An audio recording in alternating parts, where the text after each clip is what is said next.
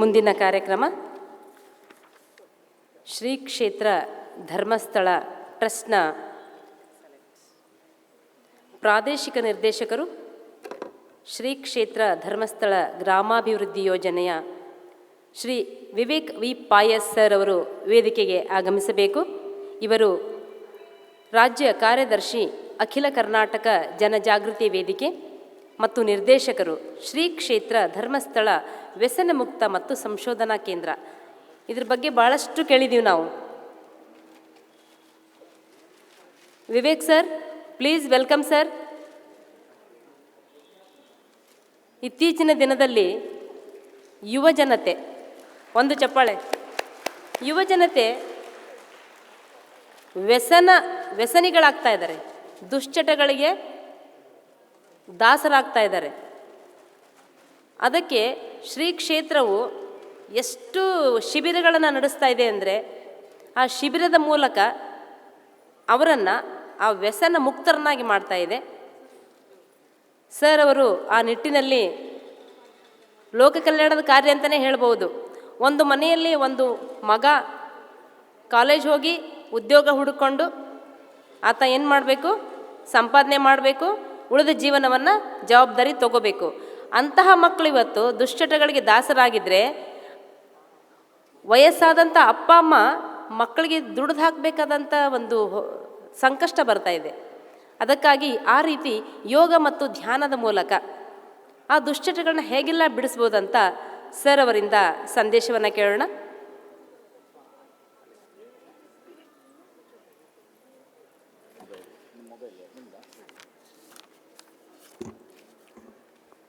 ಕ್ಷೇತ್ರದ ಮಂಜುನಾಥ ಸ್ವಾಮಿಯನ್ನು ಭಕ್ತಿಯಿಂದ ಪ್ರಾರ್ಥಿಸಿ, ಎಲ್ಲ ಗುರು ಪರಂಪರೆಗೆ ಭಕ್ತಿಯಿಂದ ವಂದಿಸಿ, ನಮ್ಮ ಕ್ಷೇತ್ರದ ಧರ್ಮಾಧಿಕಾರಿಗಳಾದಂಥ ಪೂಜ್ಯ ಡಾಕ್ಟರ್ ಡಿ ವೀರೇಂದ್ರ ಹೆಗಡೆಯವರು, ಮಾತೃಶ್ರೀ ಹೇಮಾವತಿ ಅಮ್ಮನವರನ್ನು ನೆನೆದುಕೊಂಡು ಅವರ ಆಶೀರ್ವಾದವನ್ನು ಬೇಡಿಕೊಂಡು, ವಿಶೇಷವಾಗಿ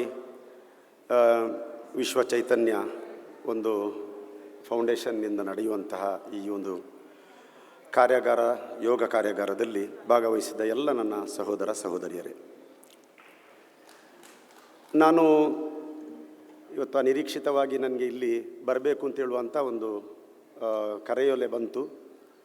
ನಾನು ಅಗತ್ಯದ ಒಂದು ಕಾರ್ಯಕ್ರಮವನ್ನು ಅದನ್ನು ಬಿಟ್ಟು ಇಲ್ಲಿ ಬಂದಿದ್ದೇನೆ. ಇದರ ಮುಖ್ಯ ಉದ್ದೇಶ, ನೀವು ಇಲ್ಲಿರುವವರೆಲ್ಲರೂ ಬಹಳ ಸಾತ್ವಿಕರು, ಯೋಗ, ಧ್ಯಾನ, ವ್ಯಾಯಾಮ, ಚಿಂತನೆ ಸಕಾರಾತ್ಮಕವಾಗಿ ಯೋಚಿಸುವವರು, ಸಮಾಜದ ಹಿತಚಿಂತನೆಯಿಂದ ಸಮಾಜದ ವ್ಯಸನ ಮುಕ್ತ ಮತ್ತು ಸ್ವಚ್ಛ ಒಂದು ದೇಶ ನಿರ್ಮಾಣಕ್ಕಾಗಿ ನಿಮ್ಮ ಕೊಡುಗೆ ಬಹಳಷ್ಟು ದೊಡ್ಡದಿದೆ.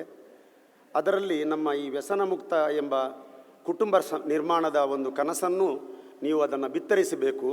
ನನ್ನ ಹಾಗೆ ತುಂಬ ನೀವು ವಾಲಂಟಿಯರ್ ಸ್ಥಾನದಲ್ಲಿದ್ದುಕೊಂಡು ಆ ಸೇವೆಯನ್ನು ಮಾಡಬೇಕು ಎನ್ನುವುದರ ಜೊತೆಗೆ ನಾನು ನಿಮಗೆ ಕೆಲವು ಹಿಂಟ್ಸ್ ಕೊಡಲಿಕ್ಕೆ ಇಲ್ಲಿ ಬಂದಿದ್ದೇನೆ. ಮುಖ್ಯವಾಗಿ ಭಾಳಷ್ಟು ಮಂದಿ ನೀವಿದ್ದೀರಿ, ಒಬ್ಬರಿಗೊಬ್ಬರು ನೀವು ಈ ಸಂದೇಶವನ್ನು ಕೊಟ್ಟು ಇದೊಂದು ಸಾತ್ವಿಕ ವ್ಯವಸ್ಥೆಯ ಒಂದು ಬದುಕು ನಿರ್ಮಾಣ ಮಾಡುವಲ್ಲಿ ಪ್ರತಿಯೊಬ್ಬರನ್ನು ನಾವು ಪ್ರೇರೇಪಿಸುವುದು ಭಾಳ ಅಗತ್ಯ ಇದೆ. ಅಂಥ ನಿಟ್ಟಿನಲ್ಲಿ ನಾವು ಕೆಲಸ ಮಾಡಬೇಕು.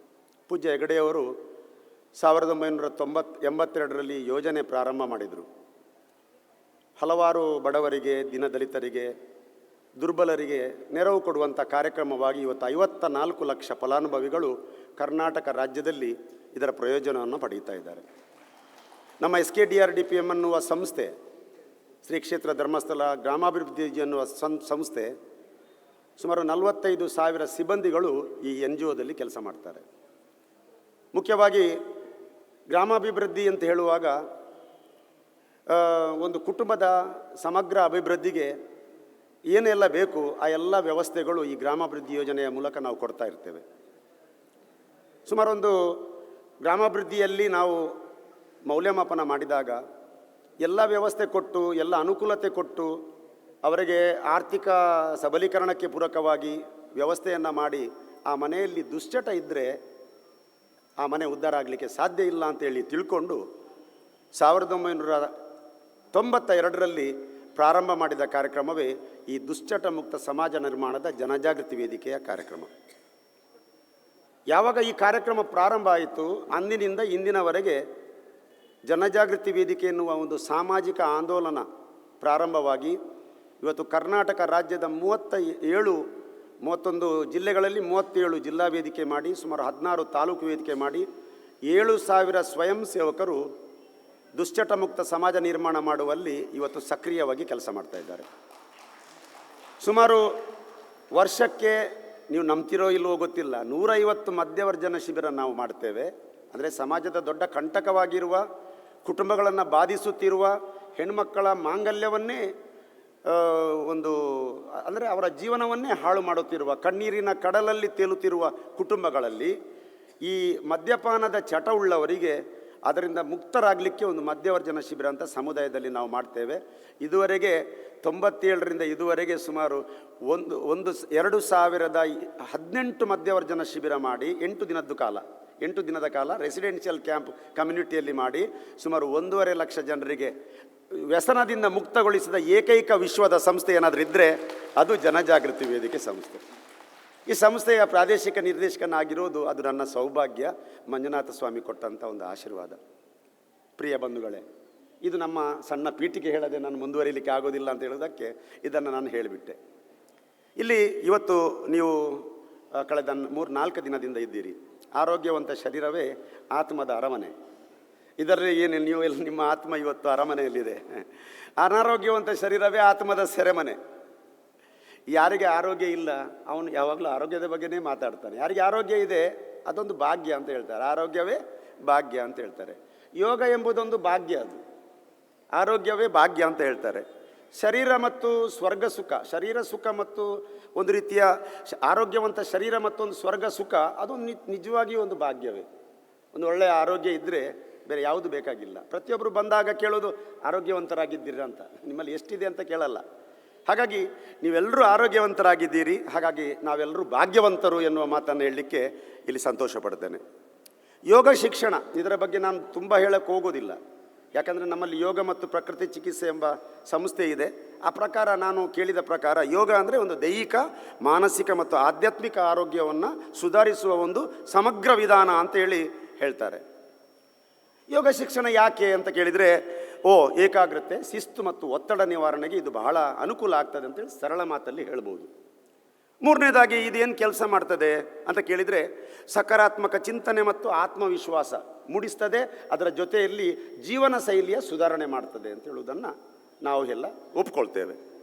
ಇದರ ಪರಿಣಾಮ ಏನು ಅಂತ ಕೇಳಿದರೆ, ಸಮತೋಲಿತ ಜೀವನ ಮತ್ತು ಆರೋಗ್ಯಕರ ಬದುಕು ಮತ್ತು ನೀತಿ ಮೌಲ್ಯಗಳ ಅನುಷ್ಠಾನ ಮತ್ತು ಜವಾಬ್ದಾರಿಯುತ ಸಮಗ್ರ ವ್ಯಕ್ತಿತ್ವದ ನಿರ್ಮಾಣ ಈ ಆರೋಗ್ಯದಿಂದ ಆಗ್ತದೆ ಎಂಬುದನ್ನು ನೀವು ಒಪ್ಪಿಕೊಂಡಿದ್ದೀರಿ, ನಾನು ಒಪ್ಪಿಕೊಂಡಿದ್ದೆ, ಯೋಗಶಾಸ್ತ್ರವು ಒಪ್ಪಿಕೊಳ್ತದೆ. ಪ್ರೀತಿಯ ಬಂಧುಗಳೇ, ನನ್ನ ಸಬ್ಜೆಕ್ಟ್ ಇರೋದು ವ್ಯಸನ ಮುಕ್ತ ಬದುಕು. ಇದಕ್ಕೆ ಮತ್ತು ಯೋಗಕ್ಕೆ ಏನು ಸಂಬಂಧ ಇದೆ ಅಂತ ಕೇಳಿದರೆ, ಒಂದು ದೊಡ್ಡ ಸಂಬಂಧ ಇದೆ. ಯಾರು ಯೋಗ ಶಿಕ್ಷಣವನ್ನು ಮನಸ್ಸಲ್ಲಿಟ್ಟುಕೊಂಡು ಅದನ್ನು ಯಾರು ಅನುಷ್ಠಾನ ಮಾಡ್ತಾನೆ ಅವನಿಗೆ ವ್ಯಸನ ಬರಲಿಕ್ಕೆ ಸಾಧ್ಯವೇ ಇಲ್ಲ.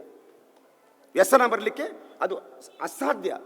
ಅದು ಉಂಟುಂತಾದರೆ, ಈಗ ನೀವು ಇಲ್ಲಿ ಇದ್ದವರಲ್ಲಿ ನಮ್ಮಲ್ಲಿ ಯೋಗ ಅಭ್ಯಾಸ ಮಾಡಿಕೊಂಡು, ಧ್ಯಾನಾಭ್ಯಾಸ ಮಾಡಿಕೊಂಡು, ಷಟ್ಕರ್ಮಗಳನ್ನು ಮಾಡಿಕೊಂಡು ನಾವು ಏನಾದರೂ ವ್ಯಸನದಲ್ಲಿದ್ದೇವೆ ಅಂತ ಹೇಳಿದರೆ ನೀವು ಯೋಗದಲ್ಲಿದ್ದು ಪ್ರಯೋಜನ ಇಲ್ಲ ಅಂತೇಳಿ ಅರ್ಥ. ಇದು ಬರುವುದಿಲ್ಲ. ಅದು ಒಂದು ವೇಳೆ ಬಂದರೆ ಬರುವುದು ಹೇಗಪ್ಪ ಅಂತ ಕೇಳಿದರೆ, ಸಹವಾಸ ದೋಷ, ಆಯ್ಕೆ. ಈಗ ನೋಡಿ, ನಾನೊಂದು ಒಳ್ಳೆಯ ಮಡದಿಯ ಆಯ್ಕೆ ಮಾಡಿದ್ದೇನೆ, ಹಾಗಾಗಿ ಚೆನ್ನಾಗಿ ಬದುಕ್ತಾ ಇದ್ದೇನೆ, ಆರಾಮದಲ್ಲಿದ್ದೇನೆ. ಈಗ 56 ವರ್ಷ ಆಯಿತು ನನಗೆ, ಭಾಳ ಸುಖವಾಗಿದ್ದೇನೆ. ಯಾಕಂದರೆ ಸುಖ ನಮ್ಮ ಮನೆಯಲ್ಲಿದೆ, ಸುಖ ನಮ್ಮ ಕೈಯಲ್ಲಿದೆ ಅಂತ ಮೊದಲಾಗಿ ಹೇಳಿದಿರಿ ನೀವು. ಈಗ ಹೇಳಿದವರು ಹೇಳಿದರು, ನಾನು ನೋಡಿದೆ, ಸುಖ ಅಹಂ ಬ್ರಹ್ಮಾಸ್ಮಿ, ಸುಖ ನಮ್ಮ ಕೈಯಲ್ಲಿದೆ, ಸುಖ ನಮ್ಮ ಮಡದಿಯಲ್ಲಿದೆ, ನಮ್ಮ ಮಕ್ಕಳಲ್ಲಿದೆ, ನಮ್ಮ ತೋಟದಲ್ಲಿದೆ. ಬೆಳಗ್ಗೆ ತೋಟಕ್ಕೆ ಹೋಗ್ತೇನೆ, ಅಡಿಕೆ ಹಾಕ್ತೇನೆ. ಸುಖ ನನ್ನಲ್ಲಿ 4 ಜೇನುಗೂಡಿದೆ, ಆ ಜೇನುಗೂಡಲ್ಲಿದೆ ಸುಖ. ಸುಖ ನಾನು ಸಾಕುವ ನಾಯಿಯಲ್ಲಿದೆ, ನಾನು ಸಾಕುವ ಮಕ್ಕಳಲ್ಲಿದೆ, ಎಲ್ಲ ಸುಖ. ನಾನು ಮಾಡೋ ಕಾಯಕದಲ್ಲಿ ಇಲ್ಲಿ ನಾನು ಸುಖ ಪಡಿತಾ ಇದ್ದೇನೆ, ನಾನಿಲ್ಲಿ ಎಂಜಾಯ್ ಮಾಡ್ತಾ ಇದ್ದೇನೆ, ಸುಖ ಪಡಿತಾ ಇದ್ದೇನೆ. ಕಾಯಕವೇ ಕೈಲಾಸ. ಸುಖವನ್ನು ಹುಡುಕಿ ಕೆಲವರೆಲ್ಲ ಅಂಗಡಿಗೆ ಹೋಗ್ತಾರೆ, ಸುಖವನ್ನು ಹುಡುಕಿ ಎಲ್ಲೋ ಬೇರೆಯವ್ರ ಮನೆಗೆ ಹೋಗ್ತಾರೆ, ಸುಖವನ್ನು ಹುಡುಕಿ ಏನೆಲ್ಲ ಮಾಡ್ತಾರೆ. ಸುಖ ನಮ್ಮೊಳಗೆ ಇದೆ, ನಮ್ಮ ಜೊತೆಯಲ್ಲಿದೆ. ಕಸ್ತೂರಿ ಮೃಗದ ಚಿಂತನೆ ನಮ್ಮ ಚಿಂತನೆ ಆಗಿದೆ. ಅದೆಲ್ಲೋ ಸುಖವನ್ನು ಹುಡುಕ್ತಿತ್ತು, ಅದು ನೋಡುವಾಗ ಅದರಲ್ಲೇ ಇದೆ. ಬೆಕ್ಕು ತನ್ನ ಬಾಲವನ್ನು ಹಿಡಿದಂತೆ ಅದು ಎಷ್ಟು ಹಿಡಿದ್ರೂ ಸಿಗೋದಿಲ್ಲ. ಸುಖ ಬೇರೆ ಕಡೆ ಹುಡುಕಿದ್ರೆ ಅದು ನಮಗೆ ಸಿಗೋದೇ ಇಲ್ಲ. ಯಾಕೆ? ಬೆಕ್ಕು ಬಾಲ ಹಿಡಿಲಿಕ್ಕೆ ಹೋಗೋದು ಮಾತ್ರ, ಅದು ಯೋಚಿಸ್ತದೆ ಅದು ನಂದಲ್ಲ ಬೇರೆಯವ್ರದ್ದು ಅಂತ. ಹಾಗಾಗಿ ಸುಖ ನಂದು. ಈ ಜೀವನ ಇರುವುದು ಸುಖ ಪಡೆಯುವುದಕ್ಕೆ, ದುಃಖ ಪಡೆಯುವುದಕ್ಕೆ ಅಲ್ಲ. ಈ ಜೀವನದ ಅಲ್ಟಿಮೇಟ್ ಸುಖ ಪಡೆಯುವುದಕ್ಕೆ, ಈ ಜೀವನದ ಕೊನೆಯ ಕ್ಷಣದವರೆಗೂ ಈ ಜೀವನದ ಮಧುಸಾರವನ್ನು ಸವಿಯಬೇಕು, ಮದ್ಯಸಾರವನ್ನಲ್ಲ, ಮಾದಕ ವಸ್ತುಗಳನ್ನಲ್ಲ. ಹಾಗಾಗಿ ಈ ಜೀವನದ ಸುಖ ನಾವು ನಮ್ಮ ಒಳಗೆ ಇದೆ ಎಂಬುದನ್ನು, ಕೊಲಂಬಸ್ ಅಮೆರಿಕವನ್ನು ಕಂಡುಹುಡುಕಿದ ಅಂತ ಹೇಳಿ ಭಾಳ ದೊಡ್ಡ ವಿಚಾರವನ್ನು ನಾವು ಹೇಳ್ತೇವೆ. ಇದು ಖಂಡಿತ ಸತ್ಯ. ಏನಾದರೂ ಮಕ್ಕಳಿಗೆ ಕೊಲಂಬಸ್ ಅಮೆರಿಕವನ್ನು ಕಂಡುಹುಡುಕಿದ ಅಂತೇಳಿ ಬರೆಯದಿದ್ದರೆ ಅವರಿಗೆ 0 ಮಾರ್ಕ್ ಸಿಗುತ್ತೆ. ಆದರೆ ಕೊಲಂಬಸ್ ಕಂಡುಹುಡುಕಿದ್ದಲ್ಲ, ಅವನು ಹೋಗುವಾಗ ಸಿಕ್ಕಿದ್ದು, ಅದಕ್ಕೆ ಹೆಸರು ಕೊಟ್ಟ ಅಷ್ಟೇ. ಅದಕ್ಕೆ ಹೆಸರು ಕೊಟ್ಟದ್ದು ಅವನೇನು ಸೃಷ್ಟಿಸಿದ್ದಲ್ಲ, ಅದಲ್ಲೇ ಇತ್ತು, ಅದಕ್ಕೊಂದು ಹೆಸರು ಕೊಟ್ಟ ಅಷ್ಟೇ. ಹಾಗಾಗಿ ಸುಖ ಅದಕ್ಕೊಂದು ಹೆಸರು ಕೊಡುವ ಕೆಲಸ ನಾವು ಮಾಡಬೇಕು. ಹಾಗಾಗಿ ಈ ಸುಖ ಈ ಜೀವನ, ಮನುಷ್ಯ ಮಹಾತ್ಮನಾಗಬೇಕಾಗಿಲ್ಲ, ಪತ್ರಿ ಗುರುಗಳಾಗಲಿಕ್ಕೆ ನಮ್ಮಿಂದ ಸಾಧ್ಯ ಇಲ್ಲ.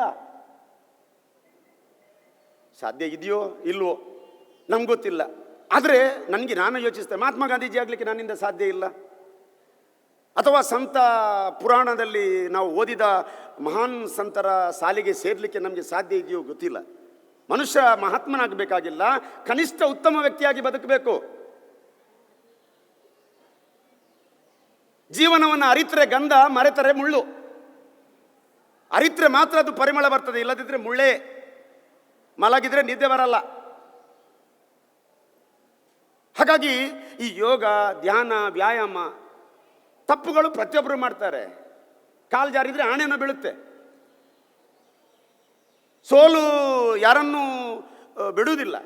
ನಾವು ಇಲ್ಲಿ ಕೂತಾಗ ನಮ್ಮದು ಸೋಲು ಓಡ್ತದಂತ ಹೇಳಿ ಭಾವಿಸ್ಲಿಕ್ಕೆ ಸಾಧ್ಯ ಆಗೋದಿಲ್ಲ. ಯಾಕಂದ್ರೆ ನಾವು ಕೂಡು ಕುಟುಂಬದಲ್ಲಿ ಬದುಕುವವರು. ಎಷ್ಟೋ ಜನ ತಂದೆ ತಾಯಿಯಿಂದ ತಪ್ಪಿಂದ ಮಕ್ಕಳು ಹಾಳಾಗ್ತಾರೆ. ಮಾತಾಪಿತ ಪ್ರದಕ್ಷಿಣೆ ವೈಕುಂಠ ಪ್ರದಕ್ಷಿಣೆ ಅಂತ ಹೇಳ್ತಾರೆ.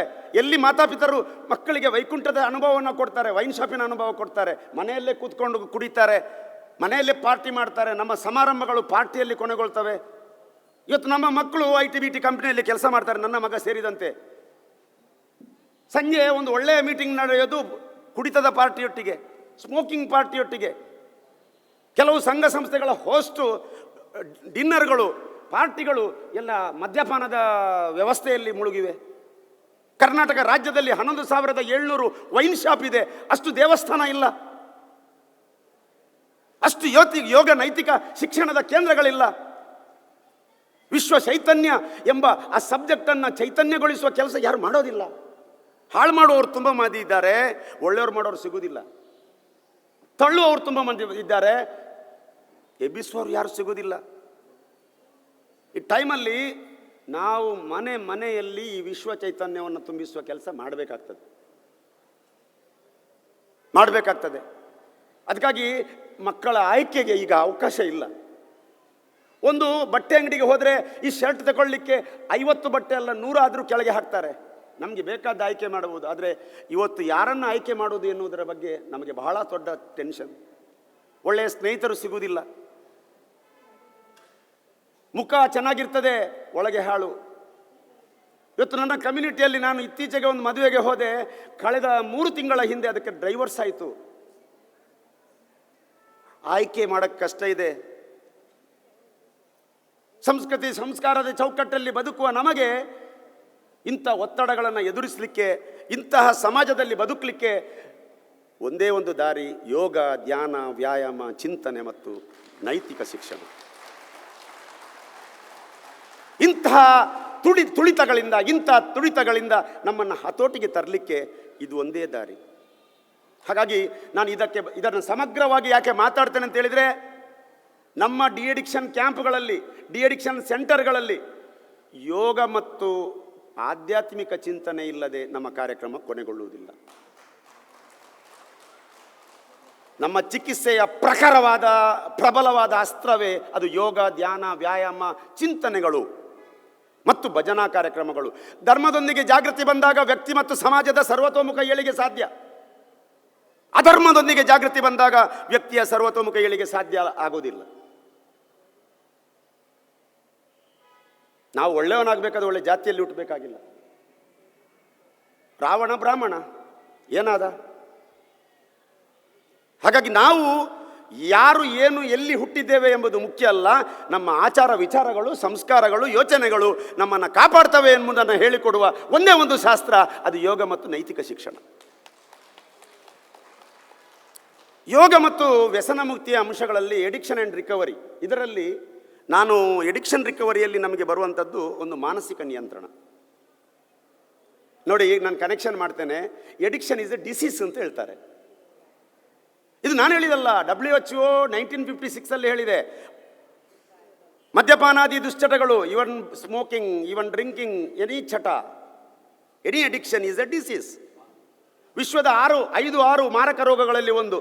6 ಅಂತ ಸೇರಿಸಿದ್ದು ಯಾಕಂತ ಹೇಳಿದರೆ, ವಿಶ್ವದ 5 ಮಾರಕ ರೋಗಗಳು ಇರುವುದಂತೆ. ಅದರಲ್ಲಿ ಒಂದು ಇತ್ತೀಚೆಗೆ ಸೇರಿದೆ COVID-19. TB, AIDS, heart attack, cancer, addiction and COVID-19. ಸಪ್ತ ವ್ಯಸನಗಳಲ್ಲಿ ಮದ್ಯಪಾನ ಮೊದಲನೇ ಮೆಟ್ಟಿಲು. ಇದು ಜಾರಿದರೆ ಎಲ್ಲ ಮೆಟ್ಟಿಲನ್ನು ಜಾರಿದ ಹಾಗೆ. ಮದ್ಯ, ಮಾನಿನಿ, ಮಾಂಸ, ಜುಜುಜುಗಾರಿ, ಮೃಗವಿಹಾರ, ದಿವಾಸ್ವಪ್ನ, ದಿವಾಮೈಥುನ, 7 ಚಟಗಳು ನಮ್ಮ ಪರಿಸರದಲ್ಲೇ ಇದೆ, ನಮ್ಮ ಮನೆಯ ಮುಂದೆ ಇದೆ, ನಮ್ಮ ಮನೆಯ ಹಿಂದೆ ಇದೆ. ಈ ಚಟಗಳ ಮಧ್ಯೆ ನಾವು ಬದುಕ್ತಾ ಇದ್ದೇವೆ. ಮೇಲಿನ ಸ್ಟೆಪ್ಪಿಗೆ ಬಾಲ್ ಬಿದ್ದರೆ ಉಳಿದ ಸ್ಟೆಪ್ಗಳಿಗೆ ನೀವು ಹಾಕಬೇಕಾಗಿಲ್ಲ, ತನ್ನಷ್ಟಕ್ಕೆ ರೋಲ್ ಆಗ್ತದೆ. ಒಂದು ಎಡಿಕ್ಷನ್ ಇದ್ದರೆ ಸಾಕು, 1000 ಚಟಗಳ ಗೂಡು ಅವನ ಶರೀರ, ಅವನ ಮನಸ್ಸಾಗ್ತದೆ. 1956 ಅದಕ್ಕೆ ಹೇಳಿದ್ದಾರೆ, ಇದೊಂದು ದೊಡ್ಡ ಚಟ. ಇದು ಯಾರಿಗೆ ಗೊತ್ತಿದೆಯಪ್ಪ? ವಿಶ್ವದ 5 ರೋಗಗಳಲ್ಲಿ, ಪ್ರಮುಖ 6 ರೋಗಗಳಲ್ಲಿ ಒಂದು ಅಂತ ಹೇಳಿದಂಥ ಈ ಚಟಗಳ ಬಗ್ಗೆ ಇವತ್ತು ಒಂದು ಚೂರು ಅವೇರ್ನೆಸ್ ಇಲ್ಲ ಸಮಾಜದ ಮಧ್ಯೆ. ಹಳೆಯವರು ಸ್ವಲ್ಪ ಎಣ್ಣೆ ಹಾಕಿ ಸಂಜೆ 8 ಗಂಟೆಗೆ ಮನೆಗೆ ಬರ್ತಿದ್ರು. ಈಗ ಮಕ್ಕಳು ಎಣ್ಣೆ ಹಾಕಲ್ಲ, ಗಾಂಜಾ ಹೊಡ್ಕೊಂಡು 11 ಗಂಟೆಗೆ ಬರ್ತಾರೆ. ವಿದ್ಯಾರ್ಥಿಗಳ ಕೈಗೆ ಇವತ್ತು ಡ್ರಗ್ಸ್ ಸಿಗ್ತಾ ಇದೆ. ನಮ್ಮ ಕಾಲೇಜುಗಳು ಚೆನ್ನಾಗಿವೆ, ಆದರೆ ಕಾಲೇಜಿನ ಆಜುಬಾಜಲ್ಲಿ, ಕಾಲೇಜಿನ ಕ್ಯಾಂಪಸ್ ಹೊರಗಡೆ ಇವತ್ತು ಡ್ರಗ್ಸ್ ಪೆಡ್ಲರ್ಗಳಿದ್ದಾರೆ.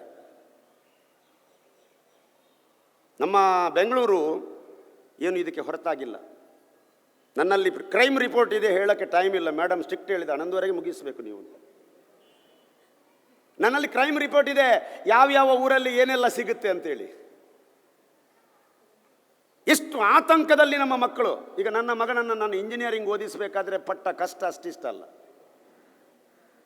ಅವನಿವತ್ತು ಹೈದರಾಬಾದಲ್ಲಿ ಜಾಬಲ್ಲಿದ್ದಾನೆ. ಸಂಸ್ಕಾರದಿಂದ ಬೆಳೆಸಿದೆ.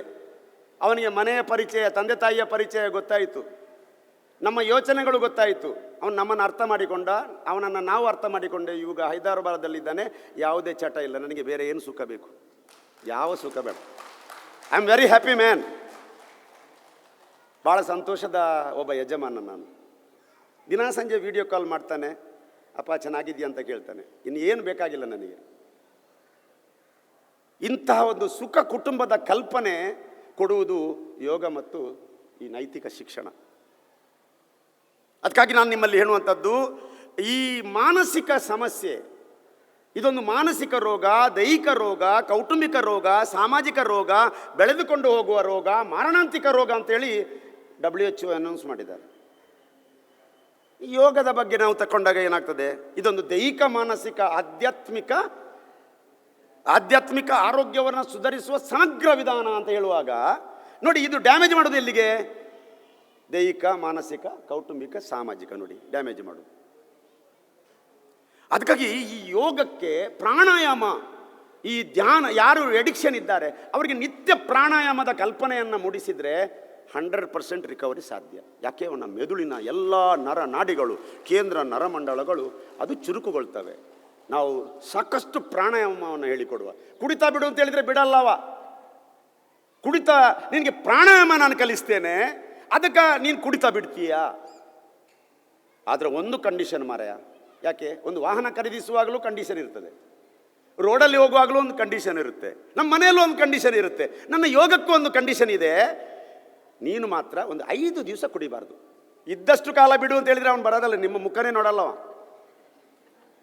ನೀನು 5 ದಿವಸ ನನ್ನ ಜೊತೆ ಬರಬೇಕು, ಸ್ವಲ್ಪ ಕಂಟ್ರೋಲ್ ಮಾಡಬೇಕು. ಒಂದು ವೇಳೆ ನಿನಗೆ ವಿಡ್ರಾವಲ್ ಸಿಂಪ್ಟಮ್ಸ್ ಬಂದರೆ, ವಿಡ್ರಾವಲ್ ಸಿಂಪ್ಟಮ್ಸ್ ಅಂದರೆ ಇಂತೆಗದಾದ ಚಿಹ್ನೆಗಳು ಬಂದರೆ, ನಾನು ಡಾಕ್ಟರ್ ಹತ್ರ ಮೆಡಿಸಿನ್ ಎಲ್ಲ ಕೊಡ್ತೇನೆ, ಡೋಂಟ್ ವರಿ. ನಮ್ಮ ಜೊತೆ ಇರಬೇಕು. ಸೈಕ್ಯಾಟ್ರಿಸ್ಟ್ನ ಜೊತೆಯಲ್ಲಿ ಹೊಂದಾಣಿಕೆ ಮಾಡಿಕೊಂಡು ನೀವು ಅವನಿಗೆ ವಿಡ್ರಾವಲ್ ಸಿಂಪ್ಟಮ್ಸ್ ಮ್ಯಾನೇಜ್ ಮಾಡಿ ಪ್ರಾಣಾಯಾಮ ಕಲಿಸ್ಬೋದು. ಅಲ್ಲಿ ಸೈಕ್ಯಾಟ್ರಿಸ್ಟ್ ಬೇಕು. ಯಾಕೆ ಅವನಿಗೆ ನೋಡಿ, ಸರ್ಪದ ತಲೆಯಲ್ಲಿ ಮಾತ್ರ ವಿಷ,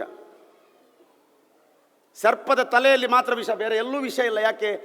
ಸರ್ಪ ಅದನ್ನು ಸುರಕ್ಷಿತವಾಗಿ ಬೇರೆ ಕಡೆಗೆ ಬಿಡಲಿಕ್ಕಿದ್ದವರು ಅದನ್ನು ಹಿಡಿಯುವಾಗ ತಲೆಗೆ ಹಿಡಿತಾರೆ. ಯಾಕೆ? ಅದರ ತಲೆಯಲ್ಲಿ ವಿಷ. ಆದರೆ ಮನುಷ್ಯನ ಈ ಎಡಿಕ್ಷನ್ ಇದ್ದವನ ಶರೀರ ಪೂರ್ತಿ ವಿಷ. ಸರ್ಪವನ ತಲೆಯಲ್ಲಿ ಮಾತ್ರ ಹಿಡಿಬೇಕು, ಇವನನ್ನು ತಲೆಯಲ್ಲಿ ಮಾತ್ರ ಅಲ್ಲ, ಇವನ ಪೂರ್ತಿ ಹಿಡಿದು ಕೊಟ್ಕೊಂಡು ಪೂರ್ಣವಾಗಿ ಹಿಡಿದು ಇಟ್ಕೊಳ್ಬೇಕು ಅವನನ್ನು. ಇದು ಡ್ಯಾಮೇಜ್ ಮಾಡದ ಪಾರ್ಟೇ ಇಲ್ಲ, ಇದು ಡ್ಯಾಮೇಜ್ ಮಾಡದ ಪಾರ್ಟೇ ಇಲ್ಲ. ನೋಡಿ, 11 ವಿಭಾಗವನ್ನೇ ಡ್ಯಾಮೇಜ್ ಮಾಡ್ತದೆ. ನೀವೀಗ ತಿಳ್ಕೊಂಡವರು ಇದ್ದೀರಿ ಇಲ್ಲಿ. ನಾನೇನು ಡಾಕ್ಟರ್ ಅಲ್ಲ, ನಾನೊಬ್ಬ ಸೈಕೋಥೆರಪಿಸ್ಟ್. ಹೆಮೋಟಾಲಜಿ ರಕ್ತ, ಸ್ಕಿನ್ ಚರ್ಮ, ಫೇಸಿಯಲ್ ಪಂಚೇಂದ್ರಿಯಗಳು, ಸ್ಕೆಲಿಟಲ್ ಮೂಳೆಗಳು, ಅಬ್ಡಾಮಿನಲ್ ಜೀರ್ಣಾಂಗ ವ್ಯೂಹ, ಅದು ತೊಂದರೆ ಕೊಡದ ಭಾಗವೇ ಇಲ್ಲ.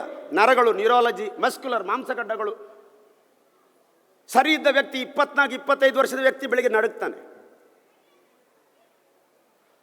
ಫಿಟ್ಸ್ ಬಂದು ಬೀಳ್ತಾನೆ, ಮಾನಸಿಕ ಭ್ರಮೆ ಬರ್ತದೆ. ಕುಡಿತ ಬಿಟ್ಟಾಗ ಏನೇನು ಕಾಣೋದು, ಏನೇನು ಕೇಳಿಸೋದು ನಿಮ್ಗೆ ಗೊತ್ತಿಲ್ಲ. ಎಂತೆಂಥವರನ್ನು ಟ್ರೀಟ್ಮೆಂಟ್ ಮಾಡಿದಂಥ ಅನುಭವ ನನಗಿದೆ. ಕೈ ಕಾಲು ಕಟ್ಟಿ ಹಾಕಿ ಟ್ರೀಟ್ಮೆಂಟ್ ಕೊಡಬೇಕಾಗ್ತದೆ. ಕೆಲವರು ಕೋಮಾ ಸ್ಟೇಜಿಗೆ ಹೋಗಿ DT ಆಗಿ ಡೆತ್ ಆಗ್ತಾರೆ. ಇದು ಡ್ಯಾಮೇಜ್ ಮಾಡೋದ ಪಾರ್ಟೇ ಇಲ್ಲ. ಕೆಲವರಿಗೆ ಮಕ್ಕಳೇ ಆಗಲ್ಲ, ನಪುಂಸಕತ್ವ ಬರುತ್ತೆ. ಅದರ ಒಟ್ಟಿಗೆ ಮಾನಸಿಕ ಸಮಸ್ಯೆಗಳಾದಂಥ ಒಂಟಿತನ, ಜಿಗುಪ್ಸೆ, ಆತ್ಮಹತ್ಯೆ ಮನೋಭಾವನೆ, ಸೆಲ್ಫ್ ಥ್ರೆಟ್ ಮಾಡಿ ಸೆಲ್ಫ್ ಕೊಲ್ಲುವಂಥ, ಅವನಿಗೆ ಅವನೇ ಹಿಂಸಿಸುವ ಪ್ರಕ್ರಿಯೆ, ಮಡದಿಂದ ಹಿಂಸಿಸುವ ಪ್ರಕ್ರಿಯೆ, ಪ್ಯಾರನಾಯ್ಡ್ ಬಿಹೇವಿಯರ್, ಸಂಶಯ ಎಲ್ಲ ಗೂಡಾಗ್ತದೆ. ಮಾನಸಿಕ ಸಮಸ್ಯೆಗಳ ಗೂಡಾಗ್ತದೆ. ಇದಕ್ಕೆ ಮಾನಸಿಕ ನಿಯಂತ್ರಣ ಮಾಡಬೇಕಾಗ್ತದೆ. ಇದಕ್ಕೆ ಪ್ರಾಣಾಯಾಮ ಕರೆಕ್ಟು ಅಂತ ಹೇಳ್ತಾರೆ. ಹೇಳ್ತಾರಲ್ಲ, ಅದು ಹೌದು. ಎರಡನೇದು ದೈಹಿಕ ಸಮಸ್ಯೆ. ಇದೊಂದು ದೇಹ ನಿಯಂತ್ರಣ ಆಗಬೇಕಲ್ವಾ, ದೇಹ ಶುದ್ಧಿ ಆಗಬೇಕು. ನಿಯಂತ್ರಣಕ್ಕಿಂತ ಶುದ್ಧಿ ಆಗಬೇಕು. ದೇಹ ಶುದ್ಧಿ ಮಾಡುವಂಥದ್ದು ಯಾವುದು? ನಿಮ್ಮಲ್ಲಿ ಕೇಳಿದರೆ ಈಗ ಟಪ್ಪ ಉತ್ತರ ಕೊಡ್ತೀರಿ, ಟೈಮ್ ಇಲ್ಲ. ಒಂದು ಆಸನಗಳು, ಎರಡನೇದು ಷಟ್ಕರ್ಮಗಳು. ಇದು ದೇಹವನ್ನು ಶುದ್ಧ ಮಾಡ್ತದೆ. ಈ ವ್ಯಸನಿಗೆ ಎರಡನೇ ಹಂತದಲ್ಲಿ ನಾವು ಅವನಿಗೆ ಕೊಡುವಂಥ ಚಿಕಿತ್ಸೆಯೇ ಆಸನಗಳು ಮತ್ತು ಷಟ್ಕರ್ಮಗಳು. ಅವನಿಗೆ ಎಷ್ಟು ಬಗ್ಲಿಕ್ಕೆ ಆಗ್ತದೆ ಅಷ್ಟು. ಅದೆಲ್ಲ ಗಂಟು ಕಟ್ಟಿರ್ತದೆ, ನರಗಳೆಲ್ಲ ಕ್ರ್ಯಾಂಪ್ಸ್ ಬರುತ್ತೆ. ಬಹಳ ಫೋರ್ಸ್ಫುಲಿ ಅಲ್ಲ, ನಿಧಾನವಾಗಿ ಆದರೂ ಅವನು ಮಾಡುವಂಥ ಸಣ್ಣ ವ್ಯಾಯಾಮವು ಅದು ದೊಡ್ಡ ಪರಿಣಾಮ ಕೊಡ್ತದೆ. ಅದಕ್ಕಾಗಿ ನಮ್ಮ ಆಸನಗಳು ಮತ್ತು ಷಟ್ಕರ್ಮ ವಿಷಾಂಶಗಳನ್ನು ಹೊರಗೆ ಹಾಕ್ತದೆ. ಬಾಡಿಯಲ್ಲಿ ತಗೊಂಡದ್ದು ಯಾವುದು ವಿಷ. ಉದಾಹರಣೆಗೆ ಆಲ್ಕೋಹಾಲ್ ಆದರೆ C2H5OH ಎನ್ನುವ ರಾಸಾಯನಿಕ ಸೂತ್ರ ಇರುವ ಇಥೇಲ್ ಮತ್ತು ಮಿಥೇಲ್ ಆಲ್ಕೋಹಾಲು 1-2 ದಿನ ಅಲ್ಲ, ಡೈಲಿ, ಅರ್ಲಿ ಮಾರ್ನಿಂಗ್, ವೀಕ್ಲಿ ತೆಕೊಳ್ತಾ ಅವನ ಬಾಡಿಯಲ್ಲಿ ಏನು ಉಳಿದಿದೆ ಗೊತ್ತಾ? ಅನ್ನ ತಿಂದವನೇ ಬದುಕಲ್ಲ. ಇಲ್ಲಿ ನೀವು ಸ್ಟ್ರಿಕ್ಟ್ಲಿ ಹೇಳಿದ್ದೀರಿ ಬೆಳ್ಳುಳ್ಳಿ ನೀರುಳ್ಳಿ ಇಲ್ಲ ನೋಡಿ, ಅಷ್ಟಕ್ಕೆ ನೀವು ಬಹಳ ಯೋಚನೆ ಮಾಡ್ತೀರಿ. ಇದು ಬೆಳ್ಳುಳ್ಳಿ ನೀರುಳ್ಳಿಯ ಜೊತೆ ಮಾಂಸವೂ ತಿಂದು ಆಚೆಯಿಂದ ವಿಷವನ್ನು ಕುಡಿದಿದ್ದಾರೆ. ಎಷ್ಟು ದಿನ? ಇದ್ದಷ್ಟು ದಿನ. ಇದಕ್ಕೆ ಯಾವುದೇ ಪೋಷಕಾಂಶಗಳು ಅಥವಾ ಪೌಷ್ಟಿಕಾಂಶಗಳು ಇಲ್ಲ. ಜೀವಸತ್ವ, ಜೀವಸಾರ, ಖನಿಜಾಂಶ, ಕಬ್ಬಿಣದಂಶ ಇಲ್ಲದ ಒಂದು ನಿರ್ಜೀವ ವಸ್ತು ಅದು ಮದ್ಯಪಾನ. ಆಯ್ತಾ? ಈ ಚಟ ಬಾಡಿಗೆ ಹೋದ ಕೂಡಲೇ ಏನಾಗುತ್ತೆ, ಇಡೀ ಬಾಡಿಯನ್ನು ಆವರಿಸ್ತದೆ. ಅದು ಶುದ್ಧಿ ಆಗಬೇಕಲ್ಲ. ಅದಕ್ಕಾಗಿ ಅವನ ಆಸನಗಳನ್ನು, ವಿಷಾಂಶಗಳನ್ನು ಹೊರಗೆ ಹಾಕಬೇಕು. ದೇಹದ ಆಂತರಿಕ ವ್ಯವಸ್ಥೆ, ಮುಖ್ಯವಾಗಿ ಜೀರ್ಣಕ್ರಿಯೆ. ಈ ಎಣ್ಣೆ ಹಾಕಿದವನಿಗೆ ಲಾಸ್ ಆಗುವುದೇ ಅಪೆಟೈಟ್, ಲಾಸ್ ಆಫ್ ಅಪೆಟೈಟ್. ಊಟ ಬೇಡ. ಮೊನ್ನೊಬ್ಬ ಬಂದಿದ್ದ, ಸ್ವಲ್ಪ ಉಪ್ಪಿಟ್ಟು ತಿನ್ನು ಮಾರಾಯ ಅಂತ ಕೇಳಿದೆ. ಯಾಕಂದರೆ ಅವನ ಏನಾದ್ರು ತಿಂದರೆ ಮಾತ್ರ ನಾವು ಮಾತ್ರೆ ಕೊಡ್ಬೋದು. ಬೇಡ ಸರ್ ಅಂತ ಹೇಳಿದ. ಅನ್ನ ಅದು ಬೇಡ, ಗಂಜಿ ಬೇಡ, ಗಂಜಿ ನೀರು ಬೇಡ, ನೀರು ಅದು ಬೇಡ. ಯಾಕೆ? ವಾಂತಿ ಆಗ್ತದೆ. ನೀವು ಹೇಳ್ತೀರಿ ದಿನಕ್ಕೆ 3 ಲೀಟ್ರ್ ನೀರು ಕುಡೀರಿ ಅಂತ. ಅವನಿಗೆ 1 ಗ್ಲಾಸ್ ನೀರು ಬೇಡ. ನಾನು ಕೇಳಿದಪ್ಪ, ನೀನು ಎಷ್ಟು ದಿನದಿಂದ ಹೀಗೆ ಇದೆಯಾ? ಸುಮಾರು 10-12 ದಿನದಿಂದ. ನಾನು ಏನು ತಿನ್ನಲ್ಲ ಸರ್. ಮತ್ತೆಂತ ಮಾಡ್ತೀವಿ? ಕುಡಿಯೋದು ಮಾತ್ರ. ಅದು ನಿಲ್ತದೆ, ಉಳಿದದ್ದು ಯಾವುದು ನಿಲ್ಲುವುದಿಲ್ಲ. ನೋಡಿ ಎಂಥ ವಿಚಿತ್ರ. ನೋಡಿ, ಒಂದು ಸ್ಯಾನ್ಸಲ್ಲಿ ಒಂದು ಒಳ್ಳೆ ಡೆಫಿನೇಷನ್ ಇದೆ. Man takes the drinks first. ನಾವು ಹೋಗೋದಲ್ಲಿಗೆ. Second stage drinks takes the drinks. ನಾವು ತಗೊಳ್ಳೋದಲ್ಲ, ಅದು ತಗೊಳ್ಳೋದು. 3ನೇ ಸ್ಟೇಜು, ಇನ್ನು ಅವನಿಗೆ ಒಂದೇ ಸ್ಟೇಜ್ ಬಾಕಿ. Drinks takes the man. ಸಾಯೋದು ಮಾತ್ರ ಬಾಕಿ. ದಯಮಾಡಿ ಹೇಳ್ತೇನೆ, ಯಾರೆಲ್ಲ ಇವತ್ತು 60-90 ಅಂತ ತಗೊಳ್ತಾ ಇದ್ದಾರೆ, ಮ್ಯಾನ್ ಟೇಕ್ಸ್ ದ ಡ್ರಿಂಕ್ಸ್ ಅಷ್ಟೇ. ಮತ್ತು ಬೇಕು ಅಂತ ಅನಿಸ್ತದೆ, ಡ್ರಿಂಕ್ಸ್ ಟೇಕ್ಸ್ ದ ಡ್ರಿಂಕ್ಸ್. ಬೇಕು ಬೇಕು ಅಂತೇಳಿ ಅದರ ಹಿಂದೆ ಹೋಗ್ತಾನೆ, ಡ್ರಿಂಕ್ಸ್ ಟೇಕ್ಸ್ ದ ಮ್ಯಾನ್. ಮರಕ್ಕೆ ಬಂದಳ್ಕ ಬಂದ ಹಾಗೆ ಹೋಯ್ತೆ. ಬರುವಾಗ ಯಾರು ಎಲ್ಲ ಮಾವಿನಕಾಯಿ ತೆಗೆಯೋದು, ಬಂದಳ್ಕ ತೆಗೆಯಲ್ಲ. ಕೊನೆಗೆ ಬಂದಳ್ಕ ಆವರಿಸ್ತದೆ, ಮತ್ತೆ ಹುಟ್ಟಿದ ಬಂದಳ್ಕ ಮರವನ್ನು ಕೊಂದು ಸಾಯ್ತದೆ. ಮೊದಲು ಮರ ಸಾಯ್ತದೆ, ಆಮೇಲೆ ಬಂದಳ್ಕ ಸಾಯ್ತದೆ. ಗೊತ್ತಾಯ್ತಲ್ಲ, ಬಂದಳ್ಕ ಅಂದರೆ ಬಂದಣಿಗೆ ಅಂತ ಹೇಳ್ತಾರೆ, ಮರಕ್ಕೆ ಬಂದದ್ದು. ವಂಶ ಪರಾವಲಂಬಿ ಸಸ್ಯ. ಅದಕ್ಕಾಗಿ ನಾನು ನಿಮ್ಮಲ್ಲಿ ವಿನಂತಿಸುವುದಿಷ್ಟೇ, ನನಗೆ ಟೈಮ್ ಇಲ್ಲ, ಅದಕ್ಕಾಗಿ ವಿಷಾಂಶಗಳನ್ನು ದೇವರದೇ ಅಂತ. ಮುಖ್ಯವಾಗಿ ಜೀರ್ಣಕ್ರಿಯೆ, ಎರಡನೇದ್ದು ನರಮಂಡಲ, ನ್ಯೂರೋ. ಈಗ ನೋಡಿ, ನಾನು ಹೇಳ್ಬೋದಾ? ಹೇಳಬೇಕು, ಯಾಕಂದರೆ ನಾನೊಬ್ಬ ಡಯಾಬಿಟಿಕ್ ಪೇಷಂಟ್. ಆಯ್ತು, ಥ್ಯಾಂಕ್ ಯು. ನರ ದೌರ್ಬಲ್ಯ ನೋಡಿ, ನನಗೆ ನ್ಯೂರೋ, ನಾನು ಡಯಾಬಿಟಿಕ್ ನ್ಯೂರೋ ಪ್ರಾಬ್ಲಮ್, ನನಗೆ ನರದ್ದು ಪ್ರಾಬ್ಲಮ್ ಇದೆ. ನನಗೆ ಏನಾದರೂ ಸ್ವಲ್ಪ ಸಹಾಯ ಮಾಡ್ತದಂತಾದರೆ ನನಗೆ ಸ್ವಲ್ಪ ನಡಿಗೆ ಮತ್ತು ಸ್ವಲ್ಪ ಯೋಗ ನನ್ನನ್ನು ಕಾಪಾಡ್ತದೆ, ಬಿಟ್ಟರೆ ಬೇರೆ ಯಾವುದು ನಮ್ಮನ್ನು ಕಾಪಾಡಲಿಕ್ಕೆ ಸಾಧ್ಯ ಇಲ್ಲ. ಅದಕ್ಕಾಗಿ ನಾನು ಹೇಳುವಂಥದ್ದು ಇದು ನರಮಂಡಲವನ್ನು ತೊಂದರೆ ಕೊಡ್ತದೆ. ಮೂರನೇದು ಉಸಿರಾಟ. ಅಯ್ಯೋ, ಉಸಿರಾಟದ ಬಗ್ಗೆ ಗೊತ್ತಿರೋದು ICU ಯಲ್ಲಿದ್ದ ಪೇಷಂಟಿಗೆ ಮಾತ್ರ. ಉಸಿರಾಟದ ಮಹತ್ವ ಗೊತ್ತಿರೋದು. ಅವನು ಉಸಿರಾಟಕ್ಕೆ ಚಡಪಡಿಸ್ತಾನೆ, ನಾವಿವತ್ತು ಉಸಿರಾಡ್ತಾ ಇದ್ದೇವೆ. ನಮಗೆ ಯಾವುದೇ ಯಂತ್ರ ಇಲ್ಲ. ಶರೀರ ಎಂಬುದೊಂದು ಕಾರ್ಖಾನೆ ಇದ್ದಾಗೆ. ಈ ಶರೀರಕ್ಕೆ ಯಾವ ರೀತಿಯ ರಾ ಮೆಟೀರಿಯಲ್ ನೀವು ಬಾಯಿಂದ ಹಾಕ್ತೀರಿ, ಆ ರೀತಿಯ ಪ್ರೊಡಕ್ಷನ್ ಬರ್ತದೆ.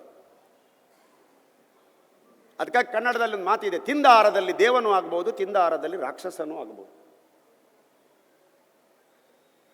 ನೀವು ಹೇಳ್ತೀರಿ ಆ ಫ್ಯಾನಿಗೆ ಕೈ ಹಾಕಬೇಡ ಅಂತ, ನಾನು ಕೈ ಹಾಕ್ತೇನೆ, ಕೈ ತುಂಡಾಗ್ತದೆ ಅಷ್ಟೇ. ಮಾಡಬಾರದುದನ್ನು ಮಾಡಿದರೆ ಎಲ್ಲರೂ ಹೇಳಿ, ಆಗಬಾರದು ಆಗ್ತದೆ. ತಿಂದಾರದಲ್ಲಿ ಆಹಾರ ಅಂದ್ರೆ ಏನು? ನಿಮ್ಮ ವ್ಯಾಖ್ಯಾನ ಬೇರೆ ಇರ್ಬೋದು, ನಾನು ಸ್ವಲ್ಪ ತಳಮಟ್ಟದ ತರಬೇತುದಾರ. ಯಾಕೆಂದರೆ ನನ್ನ ಮುಂದೆ ಇರುವವರು ಹೆಚ್ಚಾಗಿ ವ್ಯಸನಿಗಳು, ಅವರಿಗೆ ಅದೇ ಭಾಷೆಯಲ್ಲಿ ಮಾತಾಡಬೇಕಾಗ್ತದೆ. ನಾನು ಮಕ್ಕಳೊಟ್ಟಿಗೆ ಮಕ್ಕಳಾಗೆ ಮಾತಾಡಬೇಕು, ಮಕ್ಕಳೊಟ್ಟಿಗೆ ಹೀಗೆ ಮಾತಾಡಿದ್ರೆ ಮಕ್ಕಳು ನಿಲ್ಲಲ್ಲ. ವ್ಯಸನಿಗಳ ಜೊತೆಯಲ್ಲಿ ವ್ಯಸನಿಗಳಾಗೇ ಇರಬೇಕಾಗ್ತದೆ. ವ್ಯಸನ ಒಂದು ಕುಡಿಯದೆ ಬಿಟ್ಟು. ಯಾಕಂದರೆ ಅವರಾಗಿ ಇಲ್ಲದಿದ್ದರೆ, ಈಗ ಅವರು ಏನು ಬಯಸ್ತಾರೆ ಆ ಬಯಕೆಗೆ ಪೂರಕವಾಗಿ ನಾವು ಅವರನ್ನು ಅಪ್ಪಿಡಿಯಬೇಕು. ಯಾಕಂದರೆ ಪ್ರೀತಿ ವಂಚಿತರು, ಅವರನ್ನು ಅಪ್ಪಿಡಿಯಬೇಕು. ಅವ್ರ ಕಾಲಿಗೆ ಒಂದು ಗಾಯ ಬ್ಯಾಂಡೇಜ್ ಹಾಕಿದರೆ ಅವರಿಗೆ ದೊಡ್ಡ ಕೆಲಸ ಮಾಡಿದಷ್ಟು ಸುಖ. ಅವರ ಸೇವೆ ಮಾಡಬೇಕು. Go to their level, go to people, learn from them. ನಾನು ಕಲ್ತಿದ್ದೇನೆ ಅಂತ ಹೇಳುವ ಯೋಚನೆಯಿಂದ ನೀವು ಮಾತಾಡಬಾರ್ದು, ನಾನು ಅವರಿಂದ ಕಲಿತಾ ಇದ್ದೇನೆ ಎನ್ನುವ ಯೋಚನೆಯಿಂದ ನಾವು ಮಾತಾಡಬೇಕು. Learn from them. ಕೆಲವರೆಲ್ಲ ಬರ್ತಾರೆ ಅಲ್ಲಿಂದ ಇಲ್ಲಿಂಗೆ ಬರ್ತಾರೆ. ನಾವು ತಿಳ್ಕೊಂಡದ್ದು ಏನಿಲ್ಲ. ನೀವು ನಿಮ್ಮ ಲೆಕ್ಕಾಚಾರ ಹಾಕಿದರೆ ತಿಳ್ಕೊಳ್ಳುವ ವಿಷಯದಲ್ಲಿ ನಾವು ಏನಿಲ್ಲ. ಪ್ರತಿಯೊಂದು ಹೆಜ್ಜೆಯೂ ನಮಗೆ ಪಾಠ ಕಲಿಸ್ತದೆ. ಇವತ್ತು ಹುಟ್ಟಿದ ಮಗು ನಮಗೆ ಒಂದು ಪಾಠ ಕಲಿಸ್ತದೆ. ಕುಡಿದು ಬೀಳುವ ಒಬ್ಬ ವ್ಯಕ್ತಿಯೂ ಒಂದು ಪಾಠ ಹೇಳ್ತಾನೆ, ನೀನು ಕುಡಿದು ಬೀಳಬೇಡ ಅಂತ ಹೇಳ್ತಾನೆ. 30 ವರ್ಷದಿಂದ ಅಡಿಕ್ಟ್ಗಳ ಜೊತೆಯಲ್ಲಿ ಕೆಲಸ ಮಾಡ್ತೇನೆ. ಇವತ್ತಿಗೂ ನನಗೆ ಆ ಕಾರ್ಯಕ್ರಮ ಹೊಸದೇ ಅನಿಸ್ತದೆ. ಯಾಕೆ? ಒಬ್ಬೊಬ್ಬನ ವಿಷಯ ಒಂದೊಂದು ರೀತಿ ಇರ್ತದೆ, ಒಬ್ಬೊಬ್ಬನ ಪ್ರಾಬ್ಲಮ್ ಮತ್ತೊಂದು ರೀತಿಯಲ್ಲಿ ಇರ್ತದೆ, ಒಬ್ಬೊಬ್ಬನ ಆರೋಗ್ಯ ಸಮಸ್ಯೆ ಇನ್ನೊಂದು ರೀತಿಯಲ್ಲಿ ಇರ್ತದೆ. ಅದಕ್ಕಾಗಿ ಈಚ್ ಪರ್ಸನ್ ಈಸ್ ಯುನೀಕ್. ನಾವು ಆ ರೀತಿಯಲ್ಲಿ ಅಲ್ಲಿ ಟ್ರೀಟ್ಮೆಂಟ್ ಕೊಡುವಂಥ ಅವಶ್ಯಕತೆ ಇರ್ತದೆ. ಕಬ್ಬಿನ ಗಾಣಕ್ಕೆ ಕಬ್ಬು ಕೊಟ್ಟರೆ ಏನು ಬರುತ್ತೆ? ಕೆಲವರು ಏನು ಬರ್ತದೆ? ನೀವು ಮಾತಾಡಬೇಕಲ್ಲ. ಹಾಲು ಬರುತ್ತೆ, ಕಬ್ಬಿನ ಹಾಲೇ ಬರುತ್ತೆ, ಬೇರೆ ಏನಾದರೂ ಬರಲಿಕ್ಕೆ ಸಾಧ್ಯನಾ? ಕಬ್ಬಿನ ಗಾಣಕ್ಕೆ ಕಬ್ಬು ಕೊಟ್ಟರೆ ಕಬ್ಬಿನ ಹಾಲು ಬರುತ್ತೆ. ಅದೇ ಕಬ್ಬಿನ ಗಾಣಕ್ಕೆ ಕೈ ಕೊಟ್ಟರೆ ರಕ್ತ ಬರುತ್ತೆ. ಕಬ್ಬಿನ ಗಾಣ ಬೇಡ ಅನ್ನಲ್ಲ, ಅದಕ್ಕೆ ಬಾಯಿ ಬರೋದಿಲ್ಲ, ರಕ್ತ ಬರುತ್ತೆ. ಆ ಬಾಡಿಯೊಳಗೆ ನಾವು ಏನು ಕೊಡ್ತೀವಿ ಆ ರೀತಿಯ ಪ್ರೊಡಕ್ಷನ್ ಬರ್ತದೆ. ನೋಡಿ, ನೀವು ಹಾಲು ಕುಡ್ದಿದ್ದೀರಿ, ಗೊತ್ತಿಲ್ಲ, ಏನೋ ಕುಡ್ದಿದ್ದೀರಿ, ಹಣ್ಣಿನ ರಸ ಕುಡ್ದಿದ್ದೀರಿ, ನೀವು ಹಣ್ಣಿನ ರಸದ ಹಾಗೇ ಕೂತಿದ್ದೀರಿ. ಅದೇ ಎಣ್ಣೆ ಹಾಕಿದ್ದಿದ್ರೆ ಏನಾಗ್ತದೆ? ನಾವು ಯಾರು ಇಲ್ಲಿ ಇರಲ್ಲ. ತಿಂದ ಆಹಾರದಲ್ಲಿ ದೇವನು ಆಗ್ಬಹುದು. ಅದು ಯಾವುದರ ಗುಣ? ಆಹಾರದ ಗುಣ. ಅದಕ್ಕಾಗಿ ಆಹಾರದ ಗುಣ ನಮ್ಮನ್ನು ಕಾಪಾಡ್ತದೆ. ಅದೇ ನಾನು ಹೇಳಿದ್ದು.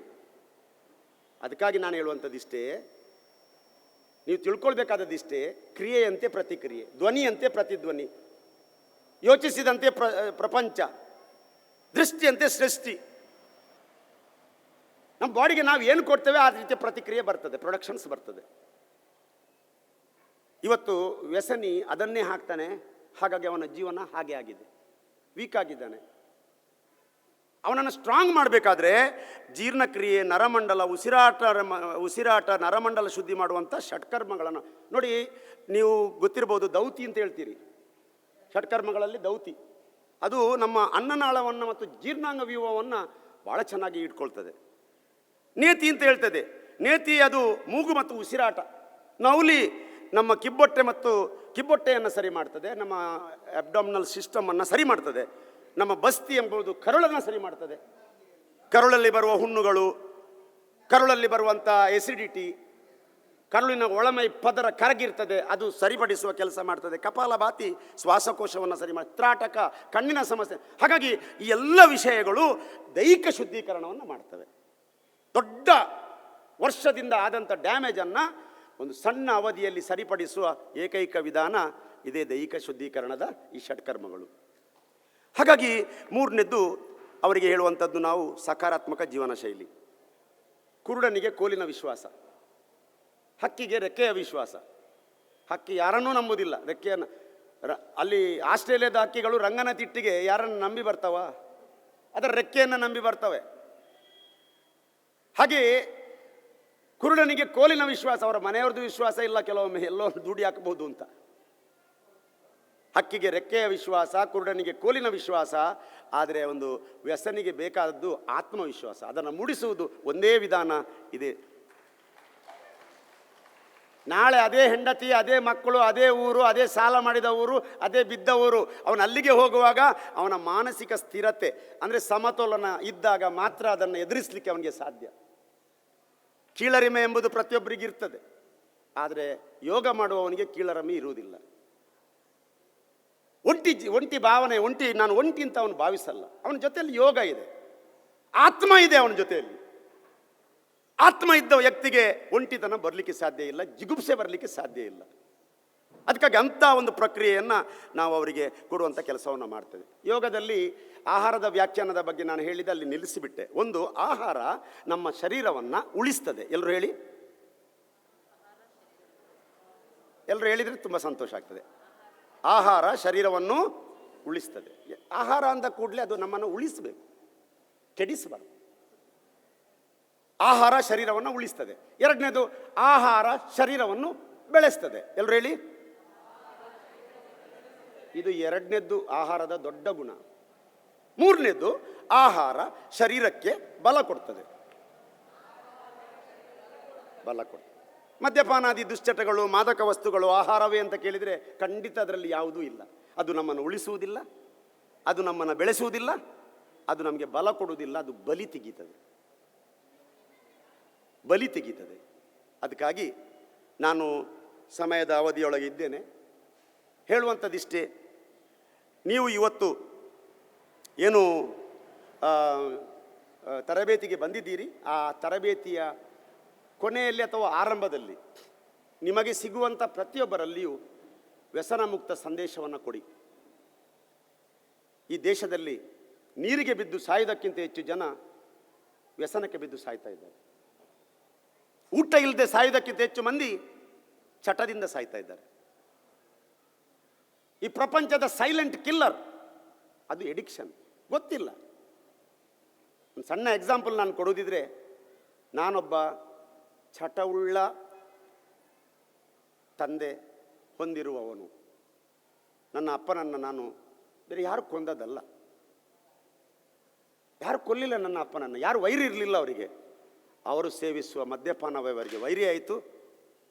ಅವರನ್ನು ನಾನು ಕಳ್ಕೊಂಡೆ ಅಂತ ಹೇಳುವುದಕ್ಕಿಂತಲೂ ಹೆಚ್ಚು ನಮ್ಮ ಕುಟುಂಬ, ನನ್ನ ತಾಯಿ ಕಳ್ಕೊಂಡ್ರು. 30 ವರ್ಷದ ವಿಧವೆ ಆದರು.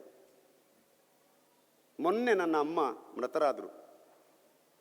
ಪ್ರತಿ ಕ್ಷಣ ಊಟ ಮಾಡುವಾಗ ಅವರು ಯೋಚಿಸ್ತಿದ್ರು, ತಿನ್ನುವಾಗ ಅವರಿದ್ದರೆ ಒಳ್ಳೆಯದಿತ್ತು, ಹಬ್ಬಕ್ಕೆ ಹೋಗುವಾಗ ನಾನು ಬರಲ್ಲ, ಯಾಕಮ್ಮ ಅವರಿಲ್ವಲ್ಲ, ಮದುವೆ ಸಮಾರಂಭ ಯಾವುದು ಮೌಢ್ಯ ಅಲ್ಲ, ಅದು ಅವ್ರದ್ದೊಂದು ಚಿಂತನೆ. ನಾನು ಮುತ್ತೈದೆ ಆಗಿರಬೇಕಿತ್ತು, ಪತಿವ್ರತೆ ಆಗಿರಬೇಕಿತ್ತು, ನನಗೆ ಈ ಸ್ಥಿತಿ ಬಂತಲ್ಲ ಅಂತ.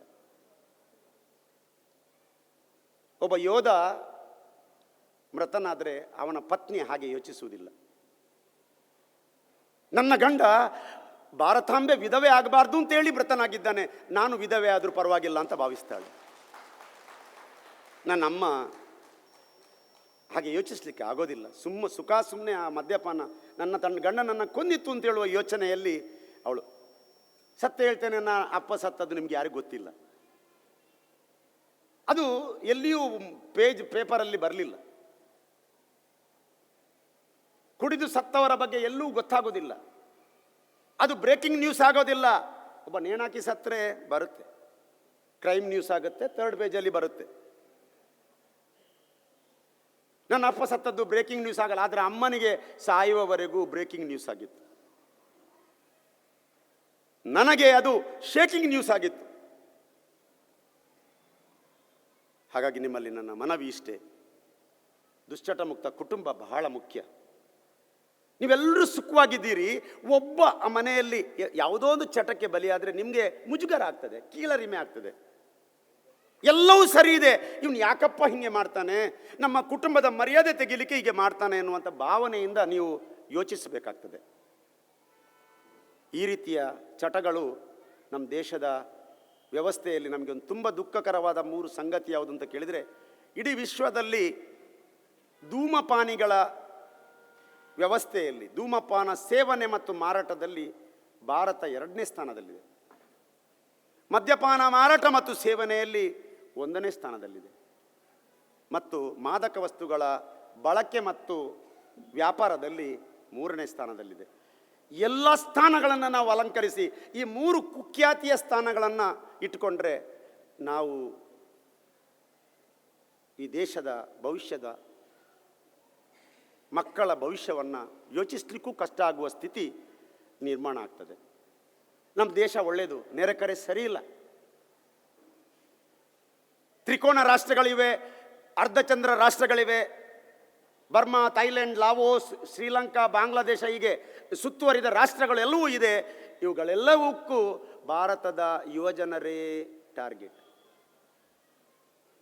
ಇತ್ತೀಚೆಗೆ ಕೊಚ್ಚಿ ಕಡಲ NCB ನಾರ್ಕೋಟಿಕ್ ಕಂಟ್ರೋಲ್ ಬ್ಯೂರೋದವರು 2525 kg ಹೈ ಪ್ಯೂರಿಟಿ ಮೆಥಾಪೆಟಮಾನ್ ಎಂಬುವಂಥ ಡ್ರಗ್ಸನ್ನು 1 ಗ್ರಾಮಿಗೆ 1-3 ಗ್ರಾಮಿಗೆ 1 kgಗೆ ಕೋಟಿಗಟ್ಟಲೆ ಕೊಡಬೇಕು ಅಂಥ ಡ್ರಗ್ಸನ್ನು ವಶಪಡಿಸಿದರು. ಇದು ಸಿಕ್ಕಿಬಿದ್ದದ್ದು. ಒಳಗೆ ಸಿಕ್ಕಿ ಬೀಳದೆ ಬಂದದ್ದು ಎಲ್ಲಿಗೆ ಹೋಗ್ತದೆ ಅಂತ ನೀವು ಆಲೋಚನೆ ಮಾಡಿ. ಭಾರತದ ಪಠಾನ್ಕೋಟ್ ಇವತ್ತು ಮಾದಕ ವಸ್ತುಗಳ ದ್ವಾರ ಅಂತ ಹೇಳ್ತಾರೆ. ಅಷ್ಟರ ಮಟ್ಟಿಗೆ ಅದು ಕುಖ್ಯಾತಿಯನ್ನು ಪಡೆದಿದೆ. ಪಂಜಾಬ್ ಗೋಧಿಯ ಕಣಜ ಅಂತ ಹೇಳ್ತಿದ್ರು, ಇವತ್ತು ಡ್ರಗ್ಸ್ ಕಣಜವಾಗಿ ಬದಲಾಗ್ತಾ ಇದೆ. ಆಗಲೇ ನಾನು ಹೇಳಿದಾಗೆ ನಮ್ಮ ಕರ್ನಾಟಕದಲ್ಲಿ 19,700 ವೈನ್ ಶಾಪ್ ಇದೆ. ಆದರೆ ಒಂದೇ ಒಂದು ಡಿಅಡಿಕ್ಷನ್ ಸೆಂಟರ್ ಇಲ್ಲ. ಇದೆ ಪ್ರೈವೇಟ್ಸ್, ಸರ್ಕಾರಿ ಪ್ರಾಯೋಜಿತ ಯಾವುದೇ ಒಂದು ಕುಡಿತ ಬಿಡಲಿಕ್ಕೆ ಒಂದು ವ್ಯವಸ್ಥೆ ಚೆನ್ನಾಗಿರೋದಿಲ್ಲ. ಕುಡಿಲಿಕ್ಕೆ ಅವಕಾಶ ಇದೆ, ಬಿಡಲಿಕ್ಕೆ ಅವಕಾಶ ಇಲ್ಲ. ನೋಡಿ, ಒಬ್ಬ ವ್ಯಕ್ತಿಗೆ ಕ್ಯಾನ್ಸರ್, TB, ಏಡ್ಸ್ ಎಂಥದೇ ಕಾಯಿಲೆ ಬಂದರೆ ಅದರಿಂದ ಗುಣ ಆಗಬೇಕು ಅಂತ ಅವನಿಗೆ ಆಸೆ ಇರ್ತದೆ. ಆದರೆ ಈ ಚಟ ಇದ್ದವನಿಗೆ ಅದರಿಂದ ಹೊರ ಬರಲಿಕ್ಕೆ ಆಸೆ ಇರುವುದಿಲ್ಲ. ನಾವೇ ಪ್ರಯತ್ನ ಮಾಡಬೇಕಾಗ್ತದೆ. ಸೊ ಈ ಎಲ್ಲ ಜಂಜಾಟದ ಮಧ್ಯೆ ನಾವು ಇವತ್ತು ನಮ್ಮ ಸಮಾಜದ ಬಗ್ಗೆ ಚಿಂತನೆ ಮಾಡುವಂಥ ಅವಶ್ಯಕತೆ ಇದೆ. ವಸುದೈವ ಕುಟುಂಬ ಎನ್ನುವ ಕಲ್ಪನೆಯಲ್ಲಿ ಎಲ್ಲರ ಉದ್ಧಾರ, ಸರ್ವೇ ಜನ ಸುಖಿನೋ ಭವಂತು ಎನ್ನುವ ತತ್ವದೊಂದಿಗೆ ನಾವು ಬದುಕಬೇಕಾಗ್ತದೆ. ಹಾಗಾಗಿ ಮೊದಲು ನೀವು ಏನು ಇಲ್ಲಿ ಮಾಡ್ತಾ ಇದ್ದೀರಿ, ಶರೀರ ಮಾಧ್ಯಮ ಖಲು ಧರ್ಮ ಸಾಧನಂ. ನಮ್ಮ ಶರೀರ ಚೆನ್ನಾಗಿದ್ದರೆ ನಾವು ಒಂದು ಒಳ್ಳೆಯ ಕೆಲಸ ಮಾಡಲಿಕ್ಕೆ ಸಾಧ್ಯ ಇದೆ. ಹಾಗಾಗಿ ನೀವು ಇಲ್ಲಿ ತರಬೇತಿಗೆ ಬಂದಿದ್ದೀರಿ. ಧರ್ಮಸ್ಥಳದ ಈ ಸುಮಧುರ ಸುಂದರವಾದಂಥ ಈ ರಮಣೀಯವಾದಂಥ ಸ್ಥಳದಲ್ಲಿ ನಮಗೆ ಎಲ್ಲ ವ್ಯವಸ್ಥೆಗಳು ಸುಸೂತ್ರವಾಗಿ ಇವೆ. ನಮ್ಮ ಪೂಜ್ಯರು, ಅಮ್ಮನವರು ಸಮಾಜದ ಚಿಂತನೆಯಲ್ಲಿ ರಾತ್ರಿ ಹಗಲು ಚಿಂತನೆ ಮಾಡ್ತಾ ಇದ್ದಾರೆ. ನಮ್ಮ ಯೋಜನೆಯ ಮೂಲಕ ಸುಮಾರು 54 ಲಕ್ಷ ಫಲಾನುಭವಿಗಳಿಗೆ ಅವರ ಉದ್ಧಾರಕ್ಕೆ, ಅವರ ಬದುಕಿಗೆ ಪೂರಕವಾದ ಎಲ್ಲ ಕೆಲಸವನ್ನು ಮಾಡ್ತಾ ಇದ್ದೇವೆ. ಈ ಎಲ್ಲ ಪ್ರಕ್ರಿಯೆಯಲ್ಲಿ ಡಿಅಡಿಕ್ಷನ್ ಎಂಬ ಕಾರ್ಯಕ್ರಮವು ಪ್ರಮುಖವಾಗಿದೆ ಅಂತ ಹೇಳುವಂಥ ಮಾತನ್ನು ಹೇಳ್ತಾ, ನನಗೆ ಪರಮಾತ್ಮ ನಿಮ್ಮಲ್ಲಿ ಮಾತನಾಡಲಿಕ್ಕೆ ಮತ್ತು ಈ ಒಂದು ಒಳ್ಳೆಯ ಸಂಸ್ಕಾರದ ಕೆಲಸದಲ್ಲಿ ಭಾಗಿಯಾಗಲಿಕ್ಕೆ ಆಶೀರ್ವದಿಸಿದ್ದಕ್ಕೆ ನಾನು ಮಗದೊಮ್ಮೆ ಕೃತಜ್ಞತೆಯನ್ನು ಸಲ್ಲಿಸಿ ವಿಶ್ವಚೈತನ್ಯ ಈ ಫೌಂಡೇಶನ್ನ ಎಲ್ಲ ಜನರಿಗೆ ಶಿರಬಾಗಿ ವಂದಿಸಿ, ನನ್ನ ಮಾತನ್ನು ಅತೀ ತಾಳ್ಮೆಯಿಂದ ಅತಿ ಪ್ರೀತಿಯಿಂದ ಸ್ವೀಕರಿಸಿದ ನಿಮಗೂ ವಂದಿಸಿ ಮಾತು ಮುಗಿಸ್ತೇನೆ. ಜೈ ಜನಜಾಗೃತಿ, ಜೈ ಯೋಗ.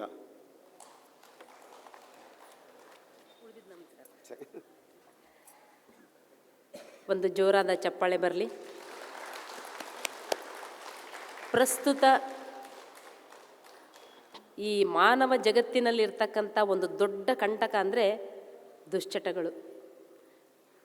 ಸರ್ ಹೇಳ್ತಾ ಇದ್ದರೆ ಕಣ್ಣಲ್ಲಿ ನೀರು ಬರ್ತಾ ಇತ್ತು. ಅದಕ್ಕಾಗಿ ಸರ್ಗೆ 10-15 ನಿಮಿಷ ಟೈಮನ್ನು ಎಕ್ಸ್ಟೆಂಡ್ ಮಾಡಿದೆ ನಾನು. ನಿಜವಾಗಿಯೂ ಆವಾಗಿನ ಕಾಲಕ್ಕೆ 4 ಮಕ್ಕಳು ಇರ್ತಾಯಿದ್ರು. ಈಗ ನಾವಿಬ್ಬರು ನಮಗಿಬ್ಬರು ಬಂತು ಹಿಂದೆ.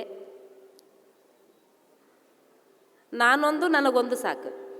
ಅಂದರೆ ಮದುವೆ ಆದ ತಕ್ಷಣ ಮಗು ಆದ ತಕ್ಷಣ ಡೈವರ್ಸ್ ಆಗಿರುತ್ತೆ, ಒಂದು ಸಾಕು. ಇನ್ನೂ ಮುಂದುವರೆದವರು ವಿದ್ಯಾವಂತರನ್ನಿಸ್ಕೊಂಡವರು ಲಿವಿಂಗ್ ಇನ್ ರಿಲೇಷನ್ಶಿಪ್. ಎಷ್ಟು ಘೋರ ಅನಿಸುತ್ತಲ್ಲ ಕೇಳೋದಕ್ಕೆ. ಹಿಂದಕ್ಕೆ ತಾಯಿಯಾದವರು ಮಕ್ಕಳಿಗೆ ವಿಠ್ಠಲ ವಿಠ್ಠಲ ಅಂತ ಕಲಿಸ್ತಾ ಇದ್ರು, ಸ್ವಾಮಿ ಜೇಜಿ ಮಾಡು ನಮಸ್ಕಾರ ಮಾಡೋದು ಕಲಿಸ್ತಾ ಇದ್ರು. ಇವತ್ತು ತಾಯಿ ರೀಲ್ಸ್ ಮಾಡೋದನ್ನು ಕಲಿಸ್ತಾ ಇದ್ದಾಳೆ. ಸಣ್ಣ ಪಾಪುಗಳಿಗೆ ರೀಲ್ಸ್ ಮಾಡೋದನ್ನು ಕಲಿಸ್ತಾ ಇದ್ದಾರೆ. ಎಲ್ಲಿಗೆ ಹೋಗಿ ಮುಟ್ತಾ ಇದ್ದಾರೆ ಇದು? ಸರ್ ಹೇಳಿದರು 3 ತಿಂಗಳಲ್ಲೇ ಡೈವರ್ಸ್ ಆಯಿತು ಅಂತ. ಯಾಕಾಗ್ತಾ ಇದೆ? ತಾಯಿ ಮಗಳಿಗೆ ಸರಿಯಾದ ಸಂಸ್ಕಾರವನ್ನು ಕಳಿಸಿದ್ರೆ ಗಂಡನ ಮನೆಯಲ್ಲಿ ಆಕೆ ಹೆಂಗೆ ನಡ್ಕೋಬೇಕಂತ ಗೊತ್ತಾಗತ್ತೆ. ಎಷ್ಟೊತ್ತಿಗೆ ಹೇಳಬೇಕು,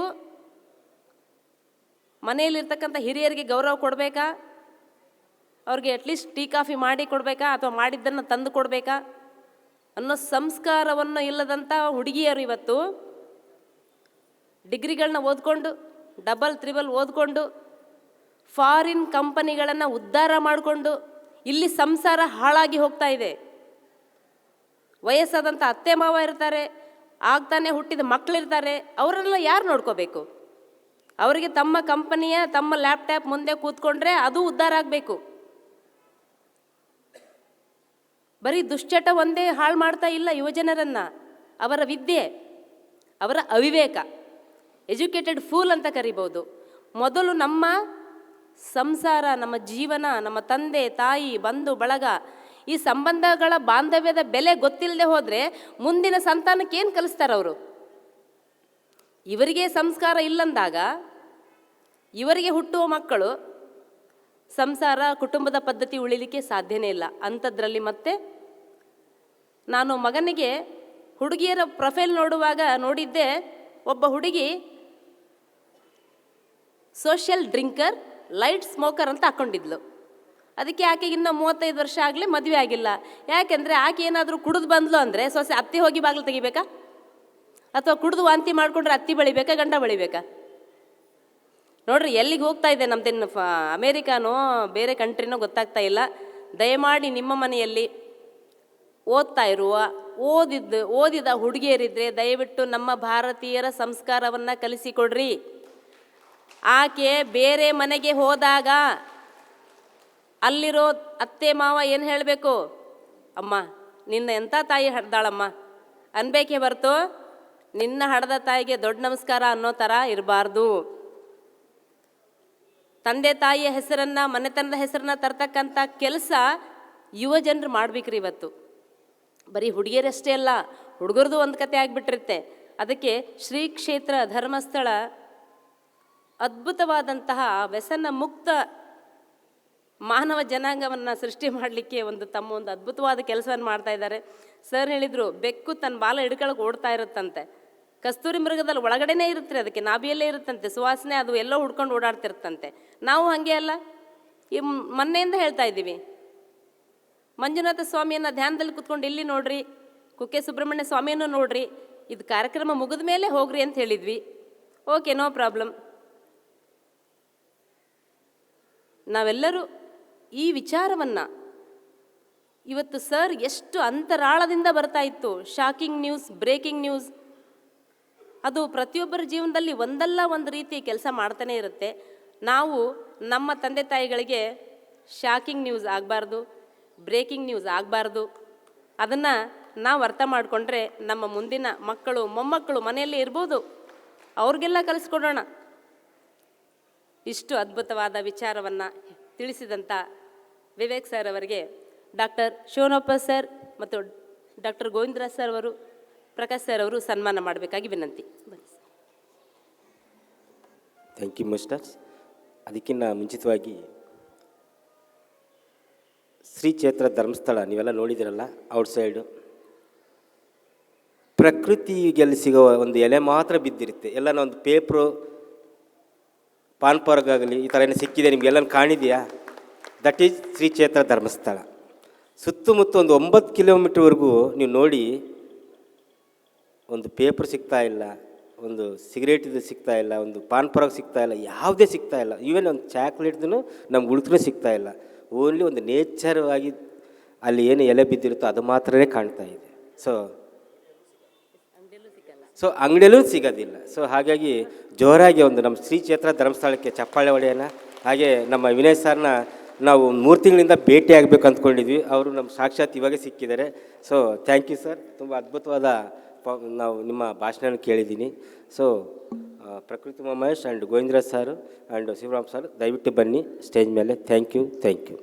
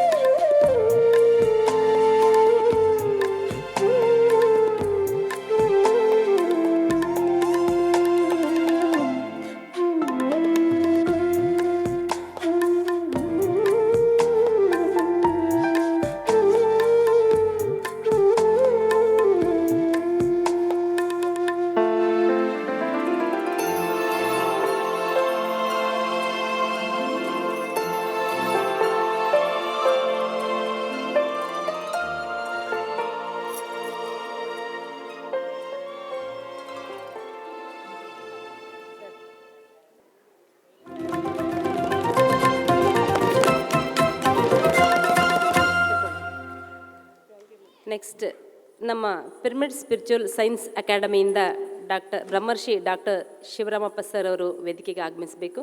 ಹಾಗೆ ಡಾಕ್ಟರ್ ಗೋವಿಂದರಾಜ್ ಸರ್ ಅವರು ಪಿರಮಿಡ್ ಸ್ಪಿರಿಚುವಲ್ ಸೈನ್ಸ್ ಅಕಾಡೆಮಿಯ ಒಂದು ಪ್ರೋಮೋವನ್ನು ನೋಡೋಣ. ಸರ್ಟಿಫಿಕೇಟ್ ಕೋರ್ಸನ್ನು ನಡೆಸ್ತಾ ಇದ್ದಾರೆ ದೇಶ ವಿದೇಶಗಳಲ್ಲಿ, ಬೇರೆ ಬೇರೆ ಊರುಗಳಲ್ಲಿ. ನಿಮ್ಮೂರಲ್ಲಿ ಯಾರಾದರೂ ಒಂದಷ್ಟು ಜನ ಸ್ಟೂಡೆಂಟ್ಸ್ ತಯಾರಾದರೆ ಅಂದರೆ ನೀವು ಕಲಿಬೋದು. ಬರೀ ವಿದ್ಯಾರ್ಥಿಗಳಷ್ಟೇ ಅಲ್ಲ, ಯಾರಾದರೂ ಆ ಕೋರ್ಸನ್ನು ಮಾಡಬಹುದು. ಆನ್ಲೈನ್ ಕೋರ್ಸ್ ಕೂಡ ಮಾಡಿಸ್ತಾ ಇದ್ದಾರೆ ಸರ್. ನಾನು ಕೂಡ ರೆಸಿಡೆನ್ಷಿಯಲ್ಸ್ ಕೋರ್ಸನ್ನು ಮಾಡ್ಕೊಂಡಿದ್ದೀನಿ ಸರ್ ಅದರ 2012ನಲ್ಲಿ. ಅಂದರೆ ಆಧ್ಯಾತ್ಮಿಕತೆಯನ್ನು ಶಾಸ್ತ್ರೀಯವಾಗಿ ಹಲವಾರು ಕೋನಗಳಿಂದ ಅಲ್ಲಿ ಕಲಿಸ್ಕೊಡ್ತಾರೆ. ಅದನ್ನು ತಾವು ಕೂಡ ಕಲಿಬೋದು. ತಮ್ಮೂರಲ್ಲಿ ಯಾರಾದರೂ ಒಂದಷ್ಟು ಜನ ತಯಾರಾದರು ಅಂದರೆ ಪಿರಮಿಡ್ ವ್ಯಾಲಿಗೆ ಹೋಗಿ ಕಲಿಬೋದು, ಆನ್ಲೈನಲ್ಲಿ ಕಲಿಬೋದು, ನಿಮ್ಮೂರಿಗೆ ಸರ್ನ ಕರೆಸ್ಕೋಬೋದು. ಅಷ್ಟು ಅನುಕೂಲ ಇದೆ. ಮಿತ್ರರೇ, ಎಲ್ಲರಿಗೂ ಹೃದಯಪೂರ್ವಕ ನಮಸ್ಕಾರಗಳು. ಪಿರಮಿಡ್ ಸ್ಪಿರಿಚುವಲ್ ಸೈನ್ಸ್ ಅಕಾಡೆಮಿ ಅನ್ನುವುದು ಬ್ರಹ್ಮರ್ಷಿ ಪತ್ರಿಜಿ ಅವರ ಆದೇಶಾನುಸಾರ ಏರ್ಪಾಟಾಗಿದೆ. PSSMನಲ್ಲಿ ಹಲವಾರು ವಿಭಾಗಗಳು ಕೆಲಸ ಮಾಡ್ತಾ ಇದ್ದಾವೆ. ಅದರಲ್ಲಿ ಪ್ರಪ್ರಥಮವಾಗಿ ಪಿರಮಿಡ್ ಸ್ಪಿರಿಚುವಲ್ ಸೈನ್ಸ್ ಅಕಾಡೆಮಿ ಅನ್ನುವ ಒಂದು ಸ್ವಾಧ್ಯಾಯದಲ್ಲಿ ಎಲ್ಲರಿಗೂ ಕೂಡ ಧ್ಯಾನದ ಜೊತೆಗೆ ಪುಸ್ತಕ ಪರಿಜ್ಞಾನ, ಪುಸ್ತಕ ಪಠಣ, ಪುಸ್ತಕವನ್ನು ಸ್ವಾಧ್ಯಾಯ ಮಾಡುವಂಥದ್ದು ಮೆಡಿಟೇಟರ್ಸ್ಗೆ ಮತ್ತು ಜನತೆಗೆ ಎಲ್ಲ ಕೂಡ ಅಭ್ಯಾಸ ಆಗಲೇಬೇಕು. ಪುಸ್ತಕಗಳನ್ನು ಓದಲೇಬೇಕು. ಎಂಥ ಪುಸ್ತಕಗಳು ಓದಲೇಬೇಕು? ಸ್ವಾಧ್ಯಾಯವನ್ನು ಹಿಡಿಬೇಕು. ಸ್ವ ಅಂದರೆ ಆತ್ಮ ಅಂತ ಸಂಸ್ಕೃತದಲ್ಲಿ ಹೇಳ್ತಾರೆ. ಆತ್ಮೋನ್ನತಿಗೆ ಉದ್ದೇಶಿಸಿರುವಂತಹ ಎಲ್ಲ ಪುಸ್ತಕಗಳನ್ನು ನಾವು ಓದಬೇಕು. ಆಧ್ಯಾತ್ಮಿಕ ಶಾಸ್ತ್ರವನ್ನು ನಾವು ಅಧ್ಯಯನ ಮಾಡಬೇಕು. ಪ್ರತಿಯೊಂದು ಶಾಸ್ತ್ರ ಆಧ್ಯಾತ್ಮಿಕ ಫೀಲ್ಡ್ನಲ್ಲಿ ಶಸ್ತ್ರಾಸ್ತ್ರಗಳದೊಂದಿಗೆ ನಮಗೆ ಸಹಾಯ ನೀಡುತ್ತೆ. ಶಸ್ತ್ರವನ್ನು ಹಾಕ್ತೆ. ಅದು ಶಸ್ತ್ರ ಅಂದ್ರೇನು? ಬುದ್ಧಿ, ಯುಕ್ತಿ. ಅಸ್ತ್ರ ಅಂದರೆ ಶಕ್ತಿ. ಅದಕ್ಕೆ ನೀವು ಶಾಸ್ತ್ರಾಧ್ಯಯನ ಇಡಲೇಬೇಕು, ಪುಸ್ತಕಗಳನ್ನು ಓದಲೇಬೇಕು. ಆತ್ಮಜ್ಞಾನದ ಪುಸ್ತಕಗಳನ್ನು ನಾವು ಕೈ ಹಿಡಬೇಕು, ಅಭ್ಯಾಸ ಮಾಡಿಕೊಳ್ಳಬೇಕು. ಪ್ರತಿಯೊಬ್ಬ ಮನೆಯಲ್ಲಿ ಒಂದು ಲೈಬ್ರರಿ ಇರಬೇಕು,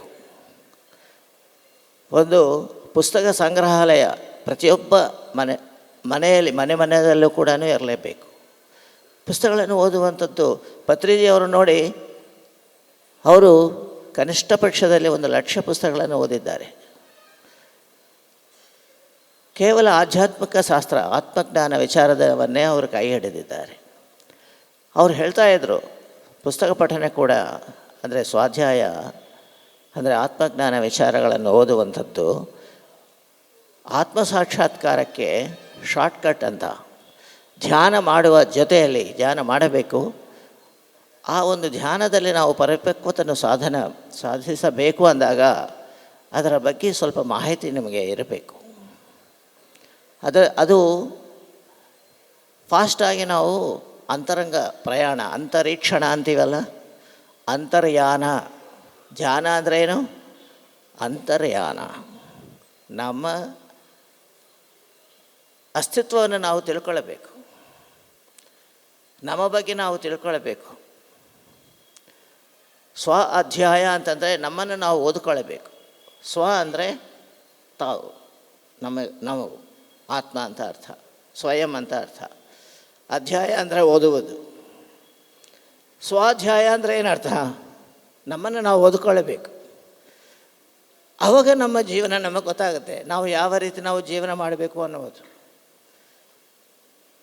ನಮ್ಮನ್ನು ನಾವು ತಿಳ್ಕೊಳ್ಳದೆ ಕೇವಲ ನಾವು ಪ್ರಾಪಂಚಿಕ ದೃಷ್ಟಿಯಂದೇ ನಾವು ಸ್ಟಾರ್ಟ್ ಮಾಡ್ತಾ ಇದ್ದೀವಿ ಇವತ್ತಿನ ದಿನ. ಅಂದ್ರೇನು? ನಮ್ಮ ಕಡೆ ಎಚ್ಚರ ನಮಗೆ ಇಲ್ಲ.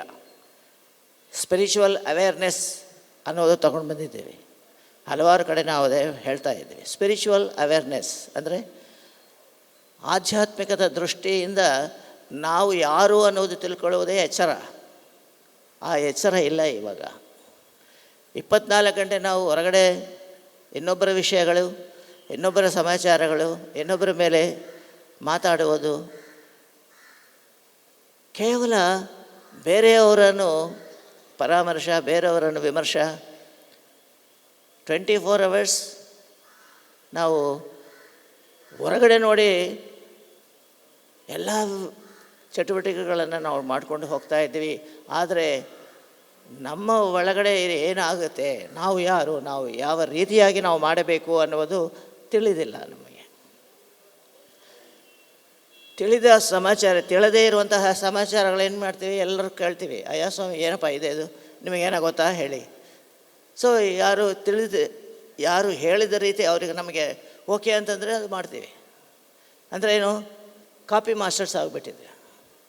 ಎಲ್ಲವನ್ನು ಕೇಳೋದು ಮಾಡೋದು, ಅಥವಾ ನೋಡುವುದು ಮಾಡೋದು.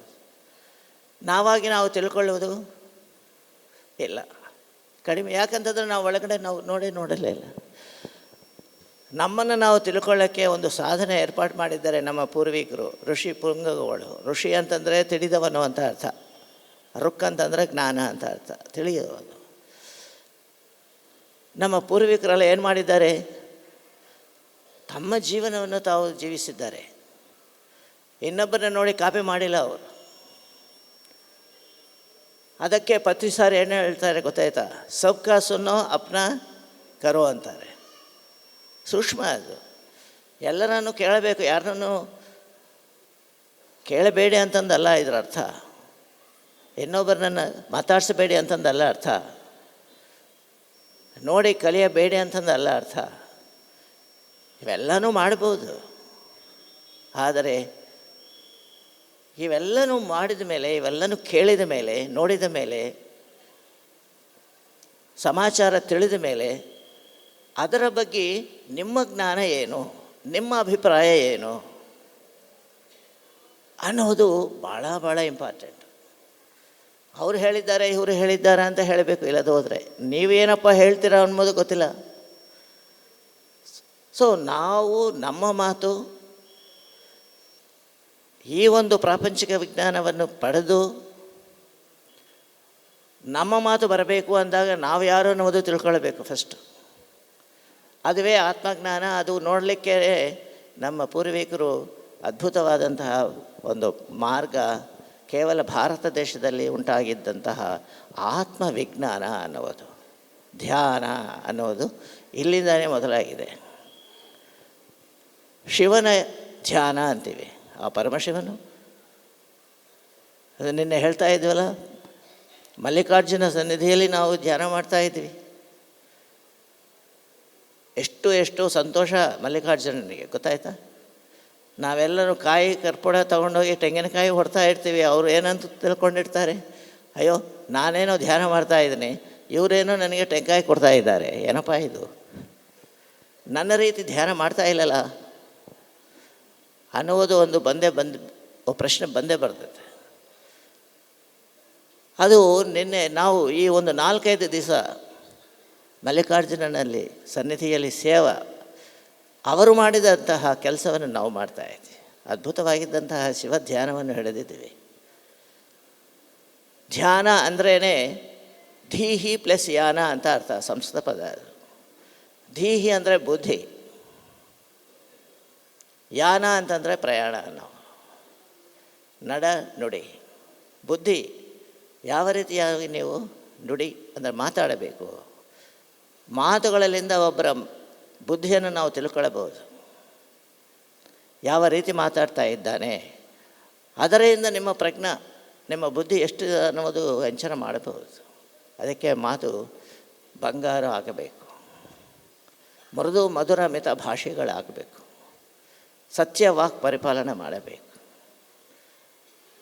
ಆದಮೇಲೆ ನಮ್ಮ ಪ್ರಯಾಣ ಕೆಲಸಗಳನ್ನು ಮಾಡಬೇಕು. ನಮ್ಮ ಆಚಾರ ವ್ಯವಹಾರಗಳನ್ನು ಅದ್ಭುತವಾದಂತಹ ಅದೇ ಪದ್ಧತಿಯಲ್ಲಿ ಹೋಗಬೇಕು. ನಡೆದಂಥ ನುಡಿಬೇಕು, ನುಡಿದಂಥ ನಡಬೇಕು. ಅದುವೇ ಆತ್ಮಜ್ಞಾನದ ಒಂದು ರಹಸ್ಯ. ಅದಕ್ಕೆ ಆತ್ಮಜ್ಞಾನವನ್ನು ತಿಳಿದಾಗ ಆತ್ಮ ಸಾಕ್ಷಾತ್ಕಾರಿಗಳಾಗ್ತೀವಿ. ನೀವೆಲ್ಲ ಕೇಳಿರ್ಬೋದು ಆತ್ಮ ಸಾಕ್ಷಾತ್ಕಾರ ಪಡಬೇಕು ಅಂತ. ಆತ್ಮ ಸಾಕ್ಷಾತ್ಕಾರ ಪಡಬೇಕು ಅಂದರೆ ಏನು ಅರ್ಥವೇ ತಿಳಿದಿಲ್ಲ ಭಾಳ ಮಟ್ಟಿಗೆ. ಎಲ್ಲರೂ ಕೂಡ ಆತ್ಮ ಸಾಕ್ಷಾತ್ಕಾರ ಅಂದರೆ ದೇವ್ರನ್ನ ನೋಡಬೇಕು ಅಂತ. ದೇವರು ಕಾಣಿಸ್ತಾನೆ ಅಂತ, ಎಲ್ಲೋ ಇದ್ದಾನೆ ದೇವರು ಕಾಣಿಸ್ತಾನೆ ಅಂತ. ಎಲ್ಲೋ ಇಲ್ಲ ದೇವರು ಎಲ್ಲೋ ಇಲ್ಲ. ದೇವರು ನಮ್ಮ ಸಲುವಾಗಿ ನಮ್ಮ ಕ್ಷೇಮ ಸಮಾಚಾರಗಳನ್ನು ನೋಡಲಿಕ್ಕೆ ನಮ್ಮ ಒಳಗಡೆ ಪ್ರವೇಶ ಮಾಡಿದ್ದಾನೆ. ಆಯಪ್ಪ ನೋಡ್ತಾ ಇದ್ರೆ ನಿಮ್ಮ ಒಳಗಡೆ ಹೋಗಿ ನೋಡಿದ್ರೆ ನೀವಿಲ್ಲ. ಓಕೆ,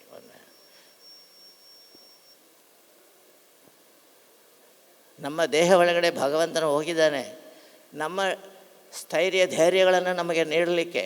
ಆದರೆ ನಾವು ಒಳಗಡೆ ಇಲ್ಲ, ನಾವೆಲ್ಲ ಹೊರಗಡೆ ಇದ್ದೀವಿ, ಎಲ್ಲ ಮಾರ್ಕೆಟ್ನಲ್ಲಿದ್ದೀವಿ, ಸಿನಿಮಾ ಎಲ್ಲರಿದ್ದೀವಿ, ಇವ್ರನ್ನ ಮಾತಾಡ್ಕೊತ ಇದ್ದೀವಿ, ಚಿಟ್ಚಾಟಿಂಗ್ ಇದ್ದೀವಿ, ಎಲ್ಲವನ್ನು ಹೊರಗಡೆನೇ ಸಂಸಾರ. ಅರೆ ನಿಮ್ಮ ಮನೆಗೆ ಹೋಗ್ಬೇಕಲ್ಲಪ್ಪ, ಕನೀಸ ಸಾಯಂಕಾಲನ ನಿಮ್ಮ ಮನೆಗೆ ಹೋಗ್ಬೇಕಲ್ಲ, ಹೋಗಲ್ಲ. 2ನೇ show, 3rd show, 4th show ಯಾವುದಾದ್ರದು ಎಲ್ಲನೂ ಕೂಡ ಬಾಹ್ಯ ಪ್ರಪಂಚದ ಜೊತೆಗೆ ಇದ್ದು ನಮ್ಮನ್ನು ನಾವು ಕಳ್ಕೊಂಡು ಬಿಟ್ಟಿದ್ವಿ. ದೇವರು ನಾವು ನೋಡ್ತಾ ಇದ್ದೀವಿ, ಹೊರಗಡೆ ಇಲ್ಲ. ಅಯ್ಯಪ್ಪ ಅರೆ ನಾನು ನಿನ್ನ ಸಲುವಾಗಿ ಒಳಗಡೆ ಬಂದಿದ್ದೀನಪ್ಪ, ನೀನು ಇಲ್ಲಲ್ಲ, ಯು ಕಮ್. ಯಾವಾಗ ಒಳಗಡೆ ಹೋಗ್ತೀವಿ ಅದಕ್ಕೆ ಕಣ್ಣು ಮುಚ್ಕೊಂಡು ಕನೀಸ 1 ಗಂಟೆ ದಿವಸ ನಿಮ್ಮನ್ನು ನೀವು ಅರ್ಥ ಮಾಡ್ಕೊಳ್ಳೋಕ್ಕೆ ಸಾಧ್ಯವಾಗುತ್ತೆ. ಅದಕ್ಕೆ ಆಧ್ಯಾತ್ಮ ವಿದ್ಯೆ ಬೇಕೇ ಬೇಕು. ಅದಕ್ಕೆ ಸುಲಭ ರೀತಿಯಲ್ಲಿ ಒಂದು ಆಧ್ಯಾತ್ಮಿಕ ಶಾಸ್ತ್ರ PSS ಅಕಾಡೆಮಿನಲ್ಲಿ ನಾವು ಹಲವಾರು ಕೋರ್ಸಸ್ ತೊಗೊಂಡು ಬಂದಿದ್ದೇವೆ. ಲೆವೆಲ್ 1, 2, 3 ಅಂತ ಆನ್ಲೈನ್ನಲ್ಲಿ ನಡೆಸ್ತಾ ಇದ್ವಿ. ಮತ್ತು ಪಿರಮಿಡ್ ವ್ಯಾಲಿಯಲ್ಲಿ ಕೂಡ ನಡೆಸ್ತಾ ಇದ್ವಿ. ಆ ಕಡೆ ಈ ಕಡೆ ಒಂದು ಸಲ ಕರೆದಿದ್ದೆಲ್ಲ ಕಡೆ ನಾವು ಹೋಗ್ತಾ ಇದ್ದೀವಿ. ಈ ಒಂದು ಆಧ್ಯಾತ್ಮಿಕ ವಿಜ್ಞಾನವನ್ನು ಎಲ್ಲರೂ ಕೂಡ ಹಂಚಬೇಕು. ಪತ್ರಿಜಿ ಫಿಲಾಸಫಿನ ಯಥಾತಥವಾಗಿ ನಾವು ನೀಡ್ತಾ ಇದ್ದೀವಿ. ಅದಲ್ಲದೆ ಪುಸ್ತಕಗಳನ್ನು ತಗೊಂಡು ಬಂದಿದ್ದೇವೆ. ಲಿಟ್ರೇಚರ್ ತೊಗೊಂಡು ಬಂದಿದ್ದೀವಿ. ಶಾಲೆ ಮಕ್ಕಳಿಗೆ ಬೇಕಾಗಿದ್ದಂತಹ ಒಂದು ಧ್ಯಾನದ ರಹಸ್ಯಗಳೆಲ್ಲ ಕೂಡ ಪುಸ್ತಕ ರೂಪದಲ್ಲಿ ನಾವು ತಗೊಂಡು ಬಂದು 1ನೇ ತರಗತಿಯಿಂದ 12ನೇ ತರಗತಿವರೆಗೆ ಪುಸ್ತಕಗಳನ್ನು ಬರೆದಿದ್ದಾಯಿತು. ಈ ಅಕಾಡೆಮಿನಲ್ಲಿ ಅದು ಒಂದು ಮಹತ್ ಕಾರ್ಯ ಆಗಿದೆ. ಎಷ್ಟೋ ಸುಮಾರು 300 ಸ್ಕೂಲ್ಸ್ನಲ್ಲಿ ಇವತ್ತು ಆ ಪಾಠ್ಯಾಂಶಗಳು ತಿಳಿಸ್ತಾ ಇದ್ದಾರೆ. ಟೀಚರ್ಸು ಪ್ರೈವೇಟ್ ಸ್ಕೂಲ್ಸ್ನಲ್ಲಿ ನಡೀತಾ ಇದೆ. ಬೆಂಗಳೂರಿನಲ್ಲಿ, ಕರ್ನಾಟಕದಲ್ಲಿ ಮತ್ತು ಆಂಧ್ರದಲ್ಲಿ ಕೆಲವು ಪ್ರದೇಶಗಳಲ್ಲಿ ಕೆಲವು ಸ್ಕೂಲ್ಸ್ನಲ್ಲಿ ಎಲ್ಲರೂ ಕೂಡ ಭಾಳ ಮಂದಿ ಈಗ ನೋಡ್ರಿ, ಪ್ರತಿಯೊಂದು ಪಾಠಶಾಲೆಗಳಲ್ಲಿ ಆಧ್ಯಾತ್ಮಿಕ ಅಧ್ಯಾಪಕರು ಇದ್ದಾರೆ. ಸೊ ಅವರ ಮುಖಾಂತರ ಇದು ನಡೀತಾ ಇದೆ. ಸೊ ಇದು ಅಲ್ಲದೆ ನಾವು ಒಂದು ಬೆಂಗಳೂರು ಯೂನಿವರ್ಸಿಟಿಲಿಂದ ಒಂದು ಅಫಿಲಿಯೇಷನ್ ತಗೊಂಡು ಒಂದು ಕೋರ್ಸ್ ಕೂಡ ನಡೆಸ್ತಾ ಇದ್ದೀವಿ. ಯಾಕಂದರೆ ಯೋಗವನ್ನು ನಾವು ಸಮರ್ಥಿಸಬೇಕು, ಯೋಗ ವಿದ್ಯೆಯನ್ನು ಹೆಚ್ಚು ಹೆಚ್ಚು ಮಾಡಿಕೊಂಡು ಹೋಗಬೇಕು ಅನ್ನೋದರಿಂದ ನಾವು ಒಂದು ಡಿಪ್ಲೊಮಾ ಕೋರ್ಸು ಅದು ಕೂಡ ನಾವು ಎಲ್ಲರಿಗೂ ಕೂಡ ತರಬೇತಿನಲ್ಲಿ ಅವ್ರಿಗೆ ಡಿಗ್ರಿ ಕೂಡ ಯೂನಿವರ್ಸಿಟಿ ಕಡೆಯಿಂದ ಡಿಗ್ರಿ ಕೊಡಲಿಕ್ಕೆ ಒಂದು ವ್ಯವಸ್ಥೆ ಮಾಡಿದ್ದೇವೆ. ಯೋಗಾಚಾರ್ಯರಾಗಬಹುದು, ಮತ್ತೊಬ್ಬರಿಗೆ ಕಲಿಸಬಹುದು. You can become teachers in yoga with government certificate. Bengaluru university ಎನ್ನುವುದು ಅದ್ಭುತವಾಗಿದ್ದಂತಹ ಯೂನಿವರ್ಸಿಟಿ. ಅದು ಇಡೀ ಪ್ರಪಂಚಕ್ಕೆ ಗೊತ್ತು. World over recognised university Bengaluru university, very oldest university. So ಅಂದಲಿಂದ ನಾವು ಒಂದು ಸರ್ಟಿಫಿಕೇಟ್ ನಿಮಗೆ ಕೊಡಲಿಕ್ಕೆ ಒಂದು ವ್ಯವಸ್ಥೆ ಮಾಡಿದ್ದೇವೆ. ಯಾರ್ಯಾರು ಬೇಕು ಅಂತಂದರೆ ಅವರು ಕೋರ್ಸ್ ಜಾಯಿನ್ ಆಗಬಹುದು. 1 ವರ್ಷ ತನಕ ಅದು ಕೋರ್ಸ್ ನಡೀತೈತೆ ಆನ್ಲೈನ್ನಲ್ಲಿ. ಅದು ಯೂನಿವರ್ಸಿಟಿ ಕಡೆಯಿಂದಾನೇ ನೀವು ಪರೀಕ್ಷೆ ತಗೊಂಡು ಸರ್ಟಿಫಿಕೇಟ್ಸನ್ನು ಪಡಿಬಹುದು. ಸೊ ಈ ರೀತಿಯಾಗಿ ಧ್ಯಾನ ಪ್ರಪಂಚದಲ್ಲಿ 1997ಲಿಂದ ನನಗೆ ಪರಿಚಯ ಆದರು ಪತ್ರಿಜಿ ಅವರು. ಅಂದಲಿಂದ ನಾನು ಇದೇ ಕೆಲಸ ಮಾಡ್ತಾಯಿದ್ದೀನಿ. 2010ನಲ್ಲಿ ಈ ಒಂದು ಅಕಾಡೆಮಿ ಓಪನ್ ಮಾಡಿದ್ದೇವೆ. ಸೊ ಇದು ಕೋರ್ಸಸ್ ಎಲ್ಲ ಕೂಡ ನಡೆಸ್ಕೊಂಡು ಎಲ್ಲರೂ ಕೂಡ ಧ್ಯಾನ ವ್ಯಾಪ್ತಿ ಮಾಡಲಿಕ್ಕೆ ಪ್ರಯತ್ನ ಪಡ್ತಾ ಇದೆ. 4 ಭಾಷೆಗಳಲ್ಲಿ ನಾವು ಮಾಡ್ತಾಯಿದ್ದೀವಿ. ಇಂಗ್ಲೀಷ್ ಭಾಷಾ, ಕನ್ನಡ, ತೆಲುಗು ಮತ್ತು ಹಿಂದಿ ಭಾಷೆಯಲ್ಲಿ ಕೂಡ ಈ ಒಂದು ಕೋರ್ಸ್ಗಳನ್ನು ನೀಡ್ತಾ ಇದ್ದೀವಿ. ಸೊ ನಮ್ಮ ವಿನಂತಿ ಏನಪ್ಪ ಅಂತಂದರೆ ನೀವೆಲ್ಲರೂ ಕೂಡ ಇದನ್ನು ಉಪಯೋಗಿಸ್ಕೊಳ್ಳಬೇಕು. ಹೊಸಬರು ಬರ್ತಾರಲ್ಲ ಅವರೆಲ್ಲರೂ ಕೂಡ ಇದು ತಿಳಿಸ್ಬೇಕು, ಕೋರ್ಸಸ್ ಜಾಯಿನ್ ಆಗಬೇಕು, ಸ್ವಾಧ್ಯಾಯವನ್ನು ಹಿಡಬೇಕು, ಪುಸ್ತಕದಲ್ಲಿ ಅಭ್ಯಾಸಗಳು ಮಾಡಿಕೊಳ್ಳಬೇಕು, ಪುಸ್ತಕ ಓದಲೇಬೇಕು. ಓಕೆ, ಪತ್ರಿಜಿ ಅವರ ಪುಸ್ತಕಗಳು ಬೇಕಾದಷ್ಟು ಬಂದಿದ್ದಾವೆ. ಅವೆಲ್ಲ ಕೂಡ ಪ್ರತಿಯೊಬ್ಬ ಪಿರಮಿಡ್ ಮಾಸ್ಟರು ಪತ್ರಿಜಿ ಪುಸ್ತಕಗಳು, ತುಳಸಿ ದಳಂ ಅನ್ನೋದು ಒಂದು ಅದ್ಭುತವಾದಂತಹ ಪುಸ್ತಕ ಇದೆ. ದಯವಿಟ್ಟು ಎಲ್ಲರೂ ಓದಿ. ತೆಲುಗಿನಲ್ಲಿದೆ, ಕನ್ನಡದಲ್ಲಿದೆ. ಇತ್ತೀಚೆಗೆ ಪತ್ರಿಜಿಯವರೇ ನನಗೆ ಹೇಳಿ ಅದನ್ನು ಆಂಗ್ಲದಲ್ಲಿ ಅನುವಾದಿಸಲಿಕ್ಕೆ ಹೇಳಿದ್ದರು. ಅದು ನಾವು ಇಂಗ್ಲೀಷ್ನಲ್ಲಿ ಕೂಡ ತರ್ಜುಮೆ ಮಾಡಿ ಬಿಡುಗಡೆ ಮಾಡಿಬಿಟ್ಟಿದ್ದೀವಿ. ಪ್ರೀವಿಯಸ್ ಇಯರ್ ಅದು ನಾವು ಪಬ್ಲಿಷ್ ಮಾಡಿದ್ದೇವೆ. ಎಲ್ಲ ಭಾಷೆಗಳಲ್ಲಿ ಇವತ್ತು ಆ ಪುಸ್ತಕ ಇದೆ. ತುಳಸಿ ದಳ ಇಸ್ ದಿ ಬೆಸ್ಟ್ ಬುಕ್. ಪತ್ರಿಜಿಯವರು ಮಾಡಿದ್ದಂಥದ್ದು. ಪತ್ರಿಜಿಯವರ ಮುಖಾಂತರ ನೀವು ಈ ಧ್ಯಾನ ರಹಸ್ಯಗಳನ್ನು ಪಡಬಹುದು ಆ ಪುಸ್ತಕ ಪಠಣದಿಂದ. ಸೊ ಇಷ್ಟು ಹೇಳಿ ನಾನು ಮತ್ತೆ ನಿಮಗೆ ನಮ್ಮ ಮಿತ್ರರು ಗೋವಿಂದರಾಜ್ ಅವರು ಬ್ಯಾಂಗ್ಳೂರು ಯೂನಿವರ್ಸಿಟಿ ಪ್ರೊಫೆಸರ್, ಅವರು ರಿಸರ್ಚ್ ಸ್ಕಾಲರ್. ಅವರೆಲ್ಲರೂ ಕೂಡ ಪತ್ರಿಜಿಯವ್ರನ್ನ ಕ್ಲೋಸ್ ಆಗಿ ಸ್ಟಡಿ ಮಾಡಿದ್ದಾರೆ. ಸೊ ಈ ಒಂದು PSCನಲ್ಲಿ ಅವರ ಒಂದು ಸೇವೆ ಅಪಾರವಾಗಿದೆ. ಅವರಿಗೆ 2 ಮಾತ್ರ. ನನಗೆ ಜನ್ಮ ನೀಡಿದ ನನ್ನ ತಂದೆ ತಾಯಿಗಳಿಗೆ ವಂದಿಸುತ್ತಾ, ಹಾಗೂ ನನಗೆ ವಿದ್ಯೆ ಬುದ್ಧಿ ಕಲಿಸಿ ನಿಮ್ಮ ಮುಂದೆ ಮಾತನಾಡತಕ್ಕಂಥ ಶಕ್ತಿ ಕೊಟ್ಟಿರತಕ್ಕಂಥ ಎಲ್ಲ ಗುರುಗಳಿಗೂ ವಂದಿಸುತ್ತಾ, ವಿಶೇಷವಾಗಿ ನಮಗೆ, ನಿಮಗೆ, ಇಡೀ ಪ್ರಪಂಚದ ಮಾನವ ಕುಲಕ್ಕೆ ಆಧ್ಯಾತ್ಮಿಕ ಗುರುವಾಗಿರತಕ್ಕಂಥ ಬ್ರಹ್ಮರ್ಷಿ ಪಿತಾಮಹ ಪತ್ರಿಜಿಯವರು ಇಡೀ ಪ್ರಪಂಚದ ಮಾನವ ಜನಾಂಗವೇ ಯೋಗಿಗಳಾಗಬೇಕು ಅಂತಕ್ಕಂಥ ಒಂದು ಸಂಕಲ್ಪವನ್ನು ಇಟ್ಟುಕೊಂಡು 1990ರಲ್ಲಿ ಈ PSSM ಅಂತಕ್ಕಂಥ ಒಂದು ಮೂಮೆಂಟನ್ನು ಪ್ರಾರಂಭಿಸಿ ಪಿರಮಿಡ್ ಧ್ಯಾನ ಅಂತಕ್ಕಂಥ ಧ್ಯಾನದ ಅಡಿಯಲ್ಲಿ ಶ್ವಾಸದ ಮೇಲೆ ಗಮನ ಅಥವಾ ಆನಾಪಾನಸತಿ ಧ್ಯಾನ ಅಂತಕ್ಕಂಥ ಒಂದು ಸೂತ್ರದ ಅಡಿಯಲ್ಲಿ ಇಡೀ ಮಾನವ ಜನಾಂಗಕ್ಕೆ ಈ ಧ್ಯಾನವನ್ನು ಬೋಧಿಸಿ ಪ್ರಚಾರಪಡಿಸಿ ಇಡೀ ಮಾನವ ಕುಲವೇ ಯೋಗಿಗಳಾಗಬೇಕು ಅಂತಕ್ಕಂಥ 40 ವರ್ಷಗಳ ಕಾಲ ದುಡಿದಿರ್ತಕ್ಕಂಥ ಬ್ರಹ್ಮರ್ಷಿ ಪಿತಾಮಹ ಪತ್ರಿಜಿಯವರಿಗೆ ಜೋರಾಗಿ ಚಪ್ಪಾಳೆ ಹೊಡೆಯೋದ್ರ ಮೂಲಕ ಅವರಿಗೆ ವಂದನೆಗಳನ್ನು ಮೊದಲನೇದಾಗಿ ಸಲ್ಲಿಸೋಣ. ಇನ್ನು ಕರ್ನಾಟಕ ಧ್ಯಾನ ಮಹಾಚಕ್ರ, ಮಹಿಳಾ ಧ್ಯಾನ ಮಹಾಚಕ್ರ 3 ನಡೆಯೋದಕ್ಕೆ ಇಲ್ಲಿ ಶ್ರೀ ಕ್ಷೇತ್ರ ಧರ್ಮಸ್ಥಳದಲ್ಲಿ ಅವಕಾಶ ಮಾಡಿಕೊಟ್ಟಿರ್ತಕ್ಕಂಥ ಪದ್ಮ ವಿಭೂಷಣ ಶ್ರೀ ಶ್ರೀ ವೀರೇಂದ್ರ ಹೆಗಡೆಯವರು ನಮ್ಮೆಲ್ಲರಿಗೂ ಇಲ್ಲಿ ಕಲಿಯೋದಕ್ಕೆ ಅವಕಾಶ ಮಾಡಿಕೊಟ್ಟಿರ್ತಕ್ಕಂಥ ಅವರಿಗೂ ಸಹ ಚಪ್ಪಾಳೆ ಹೊಡೆಯೋದ್ರ ಮೂಲಕ ವಂದನೆಗಳನ್ನು ಸಲ್ಲಿಸೋಣ. ಇನ್ನು ಇವತ್ತು ಮುಖ್ಯವಾಗಿ 4 ದಿವಸಗಳ ಕಾಲ ನಮಗೆ ನಿಮಗೆ ಎಲ್ಲರಿಗೂ ಒಂದು ಧ್ಯಾನದ ಔತಣವನ್ನು ಉಣಬಡಿಸಿರ್ತಕ್ಕಂಥ ವಿಶ್ವ ಚೈತನ್ಯ ಕ್ವಾಂಟಮ್ ಫೌಂಡೇಶನಿನ ಪದಾಧಿಕಾರಿಗಳಾಗಿರ್ತಕ್ಕಂಥ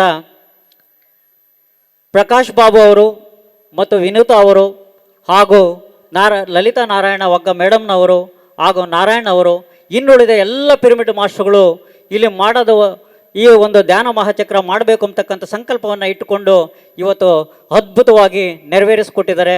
ಅವರಿಗೆ ಜೋರಾಗಿ ಚಪ್ಪಾಳೆ ಹೊಡೆಯೋದ್ರ ಮೂಲಕ ಮತ್ತೊಮ್ಮೆ ವಂದನೆಗಳನ್ನು ಅವರಿಗೆ ಸಲ್ಲಿಸೋಣ. ಜೋರಾಗಿ ಚಪ್ಪಾಳೆ ಹೊಡೆಯಿರಿ. Okay, thank you. ಕೊನೆಯದಾಗಿ ಒಂದು 2 ನಿಮಿಷದಲ್ಲಿ ನಾನು ಮುಗಿಸ್ಬಿಡ್ತೀನಿ. ಅಂದರೆ PSSMಗೆ ಬಂದಿರತಕ್ಕಂಥ ಎಲ್ಲರೂ ಏನಿದ್ದಾರೆ ಅವರೆಲ್ಲರೂ ಬ್ರಹ್ಮೋಪದೇಶವನ್ನು ಪಡಿತಾರೆ ಅಂತಕ್ಕಂಥದ್ದು.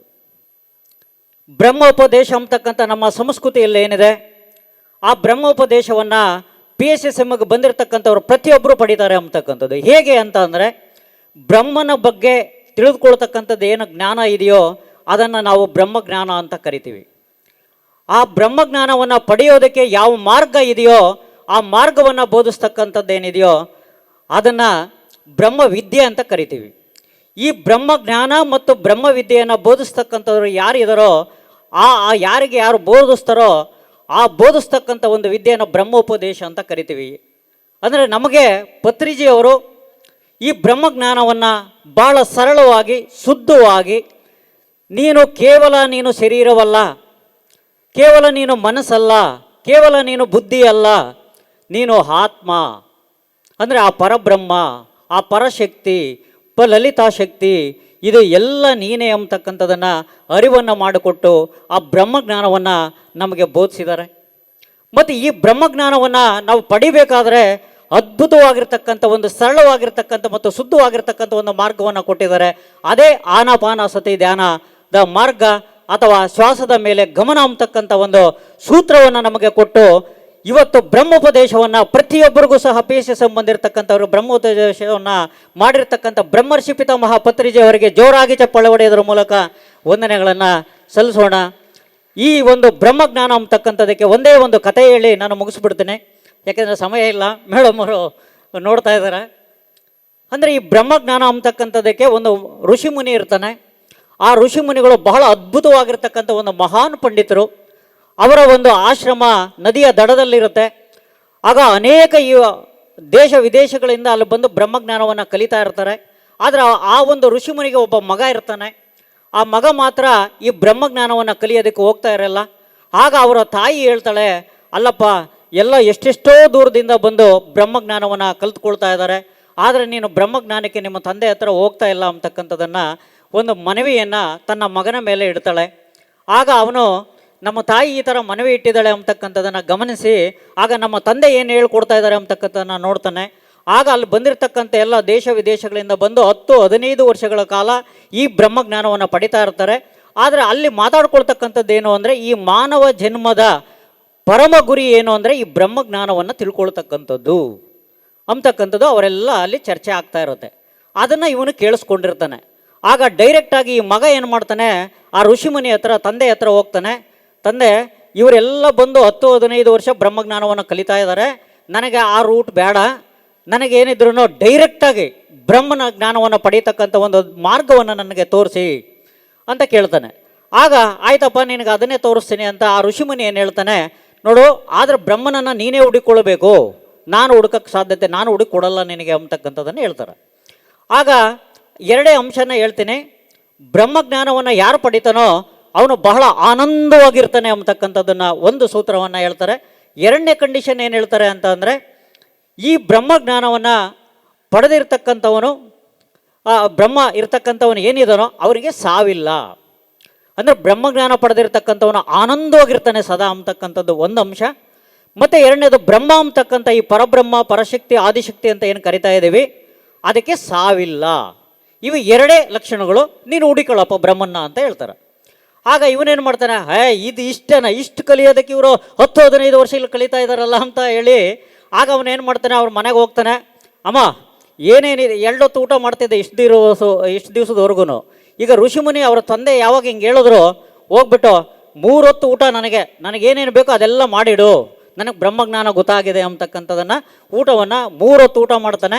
ಒಂದು 15 ದಿವಸ ಕಳೆಯುತ್ತೆ. ಇದೆಲ್ಲ ಊಟ ಮಾಡಿತ್ತಾದಮೇಲೆ ಅವನಿಗೆ ಅನಿಸುತ್ತೆ, ಈ ಊಟ ನಾನು ಇವತ್ತು ತಿಂತೀನಿ, ಮತ್ತು ಅದು ಕರಗುತ್ತೆ, ಅದು ಹೋಗುತ್ತೆ, ಊಟನ ನಾಶವನ್ನು ಹೊಂದಿದೆ, ಇದರಲ್ಲಿ ಸಾವು ಇಲ್ಲ ಅಂತಕ್ಕಂಥ ನಮ್ಮ ತಂದೆಗಳು ಹೇಳಿದ್ದಾರೆ, ಇದರಲ್ಲಿ ಸಾವಿದೆ, ಇದಕ್ಕೆ ಅನ್ನಕ್ಕೂ ಸಹ, ಹಂಗಾರೆ ಇದು ಬ್ರಹ್ಮ ಅಲ್ಲ ಅಂತ ಮತ್ತೆ ತಂದೆ ಹತ್ರ ಋಷಿಮುನಿ ಹತ್ರ ಹೋಗ್ತಾರೆ. ಆಗ ಋಷಿಮುನಿ ಹತ್ರ ಕೇಳ್ತಾರೆ, ಅನ್ನ ಅಂತಕ್ಕಂಥದ್ದೇನಿದೆ ಇದು ಸಾವಿದೆ, ಇದು ಬ್ರಹ್ಮಜ್ಞಾನ ಅಲ್ಲ ಅಂತಕ್ಕಂಥದ್ದನ್ನು. ಹೌದಪ್ಪ, ಅದು ಬ್ರಹ್ಮಜ್ಞಾನ ಅಲ್ಲ, ಬ್ರಹ್ಮ ಅಲ್ಲ ಅದು, ನೀನು ಕಂಡಿಡ್ಕೊ ನೀನೇ ಅಂತ ಹೇಳ್ಬಿಟ್ಟು ಕಳಿಸ್ತಾರೆ. ಮತ್ತೆ ಬರ್ತಾನೆ, ಓಹೋ ಹಂಗಾದರೆ ಈ ಅನ್ನ ಏನಿದೆ, ಈ ಅನ್ನನು ಬ್ರಹ್ಮ ಅಲ್ಲ, ಹಾಗಾದರೆ ಈ ಪ್ರಾಣ ಅಂಬುದು ಏನಿದೆ ದೇಹದಲ್ಲಿ, ಇದು ಬ್ರಹ್ಮ ಇರಬೇಕು ಅಂತಕ್ಕಂಥದ್ದನ್ನು ಯೋಚನೆ ಮಾಡ್ತಾನೆ. ಹಾಗೇನು ಮಾಡ್ತಾನೆ, ಈಗ ನಾವೆಲ್ಲ ಜಿಮ್ಮು ಹೋಗಿ ಎಲ್ಲ ಇದು ಮಾಡ್ತೀವಲ್ಲ, ಆ ಥರದಲ್ಲಿ ಅವನು ಸಹ ಆ ಒಂದು ಈ ದೇಹನ ಸರಿಯಾಗಿ ಇಟ್ಕೊಳ್ಬೇಕು, ಇದು ಶಾಶ್ವತವಾಗಿರ್ತಕ್ಕಂಥದ್ದು ಅಂತಕ್ಕಂಥದ್ದನ್ನು ಒಂದು ಜಿಮ್ಮು ಎಲ್ಲ ಮಾಡಿ, ಈಗ ನಾವು ಹೆಂಗೆ ಇಟ್ಕೊಳ್ತೀವೋ ಹಂಗೆ ವ್ಯಾಯಾಮ ಎಲ್ಲ ಮಾಡಿ ಅದ್ಭುತವಾಗಿ ದೇಹವನ್ನು ಬೆಳೆಸ್ಕೊಳ್ತಾ ಇರ್ತಾನೆ. ಆಗ ಕನ್ನಡಿಯಲ್ಲಿ ನೋಡ್ತಾ ಇರ್ತಾನೆ. ಆಗ ತಾಯಿ ಬರ್ತಾಳೆ, ತಾಯಿ ಕೇಳ್ತಾಳೆ, ಏನಪ್ಪ ಇದು ಬ್ರಹ್ಮಜ್ಞಾನ, ಬ್ರಹ್ಮನನ್ನು ನಾನು ಪಡೆದಿದ್ದೀನಿ, ಈಗ ಅದಕ್ಕೋಸ್ಕರ ಇದನ್ನು ಪ್ರಾಣ ಅಂಬೋದೇ ಬ್ರಹ್ಮ, ಅದಕ್ಕೆ ಆನಂದನೂ ಇದೆ, ಸಾವಿಲ್ಲ ಅಂತಕ್ಕಂಥದ್ದನ್ನು ಹೇಳ್ತಾನೆ. ಆಗ ನಿಮ್ಮ ಫಾದರನ್ನು ನೋಡಿದೀಯಾ ಅಂತ ಕೇಳ್ತಾರೆ, ಅಂದರೆ ಆ ಋಷಿಮುನಿನ. ಅಂದರೆ ಈಗಾಗಲೇ ಏಜ್ ಆಗಿದೆ, ಅಂದರೆ ವಯಸ್ಸಾಗಿದೆ, ಅದೇ ಥರ ನೀನು ಆಗ್ತೀಯಪ್ಪ, ಇದು ಶಾಶ್ವತವಾಗಿರಲ್ಲ ಅಂತಕ್ಕಂಥದ್ದನ್ನು ತಾಯಿ ಹೇಳ್ತಾಳೆ. ಆಗ ಮತ್ತೆ ತಂದೆ ಹತ್ರ ಹೋಗ್ತಾನೆ, ಹಾಗಾದರೆ ಈ ಪ್ರಾಣನೂ ಸಹ ಬ್ರಹ್ಮ ಅಲ್ಲ. ಓಕೆ, ಹಾಗಾದರೆ ಮತ್ತೆ ಅವನು ಯೋಚನೆ ಮಾಡ್ತಾನೆ, ಮತ್ತು ಇನ್ಯಾವುದು ಬ್ರಹ್ಮ, ಹಂಗಾರೆ ನನ್ನ ಮನಸ್ಸಿರಬೇಕು ಬ್ರಹ್ಮ ಅಂತಕ್ಕಂಥದ್ದನ್ನು ಯೋಚನೆ ಮಾಡ್ತಾನೆ. ಆಗ ಮನಸ್ಸು ಬ್ರಹ್ಮ ಅಂತಕ್ಕಂಥದ್ದನ್ನು ಯೋಚನೆ ಮಾಡಿದಾಗ ಆಗ ಅನಿಸುತ್ತೆ, ಇದು ಚಂಚಲತೆ, ಅಂದರೆ ಇದು ಯೋಚನೆ ಮಾಡಿತ್ತು ಹೋಗುತ್ತೆ, ಚಂಚಲವಾಗಿರುತ್ತೆ, ಇದೂ ಸಹ ಬ್ರಹ್ಮ ಅಲ್ಲ ಅಂತಕ್ಕಂಥದ್ದು ಅರ್ಥ ಆಗುತ್ತೆ ಅವನಿಗೆ. ಆಗ ಅವನೇನು ಮಾಡ್ತಾನೆ, ಸರಿ ಹಂಗಾರೆ ಇದು ಬ್ರಹ್ಮ, ಈಗ ದೇಹ ಇದು ಅನ್ನನೂ ಬ್ರಹ್ಮ ಅಲ್ಲ, ಪ್ರಾಣನೂ ಬ್ರಹ್ಮ ಅಲ್ಲ, ಮನಸ್ಸು ಬ್ರಹ್ಮ ಅಲ್ಲ, ಇದಕ್ಕೆ ಸಾವಿದೆ, ಮತ್ತು ಆನಂದವಾಗಿರೋದಕ್ಕೆ ಇದರಿಂದ ಸಾಧ್ಯತೆ ಇಲ್ಲ, ಕ್ಷಣಕ್ಕೂ ಚಂಚಲತೆಯನ್ನು ಕೊಡುತ್ತೆ ಅಂತಕ್ಕಂಥದ್ದನ್ನು ಅರ್ಥ ಮಾಡ್ಕೊಂಡಿದ್ದಾದಮೇಲೆ, ನಾನು ಹಂಗಾದರೆ ಬೇರೆ ಕಡೆಗೆ ಈ ಪ್ರಪಂಚ ಎಲ್ಲ ತಿರುಗಿ ಬರಬೇಕು ಅಂತಕ್ಕಂಥದ್ದಕ್ಕೆ ಹೋಗ್ತಾನೆ. ಆಗ ಪ್ರಪಂಚ ಎಲ್ಲವನ್ನು ತಿರುಗ್ತಾನೆ, ಏನೇನು ಪರ್ವತಗಳಿದೆ, ಎಲ್ಲೆಲ್ಲಿ ಏನೇನು ಜ್ಞಾನ ಇದೆ ಎಲ್ಲನೂ ಸವಿತಾನೆ, ಎಲ್ಲ ಅನುಭವಗಳನ್ನು ಪಡ್ಕೊಂಡು ಬರ್ತಾನೆ. ಆಗ ತಂದೆ ಹತ್ರ ಬರ್ತಾನೆ. ತಂದೆ ಹತ್ರ ಬಂದುಬಿಟ್ಟು, ನೋಡಿ ನಾನು ಇಡೀ ಪ್ರಪಂಚವೆಲ್ಲ 12 ವರ್ಷಗಳ ಕಾಲ ತಿರುಗಿದ್ದೀನಿ, 12 ವರ್ಷಗಳ ಕಾಲ ಇಡೀ ಪ್ರಪಂಚದಲ್ಲಿರ್ತಕ್ಕಂಥ ಎಲ್ಲ ಜ್ಞಾನವನ್ನು ಪಡ್ಕೊಂಡು ಬಂದಿದ್ದೀನಿ, ಇದೇ ಬ್ರಹ್ಮ ಅಂತಕ್ಕಂಥದ್ದನ್ನು ಹೇಳ್ತಾನೆ.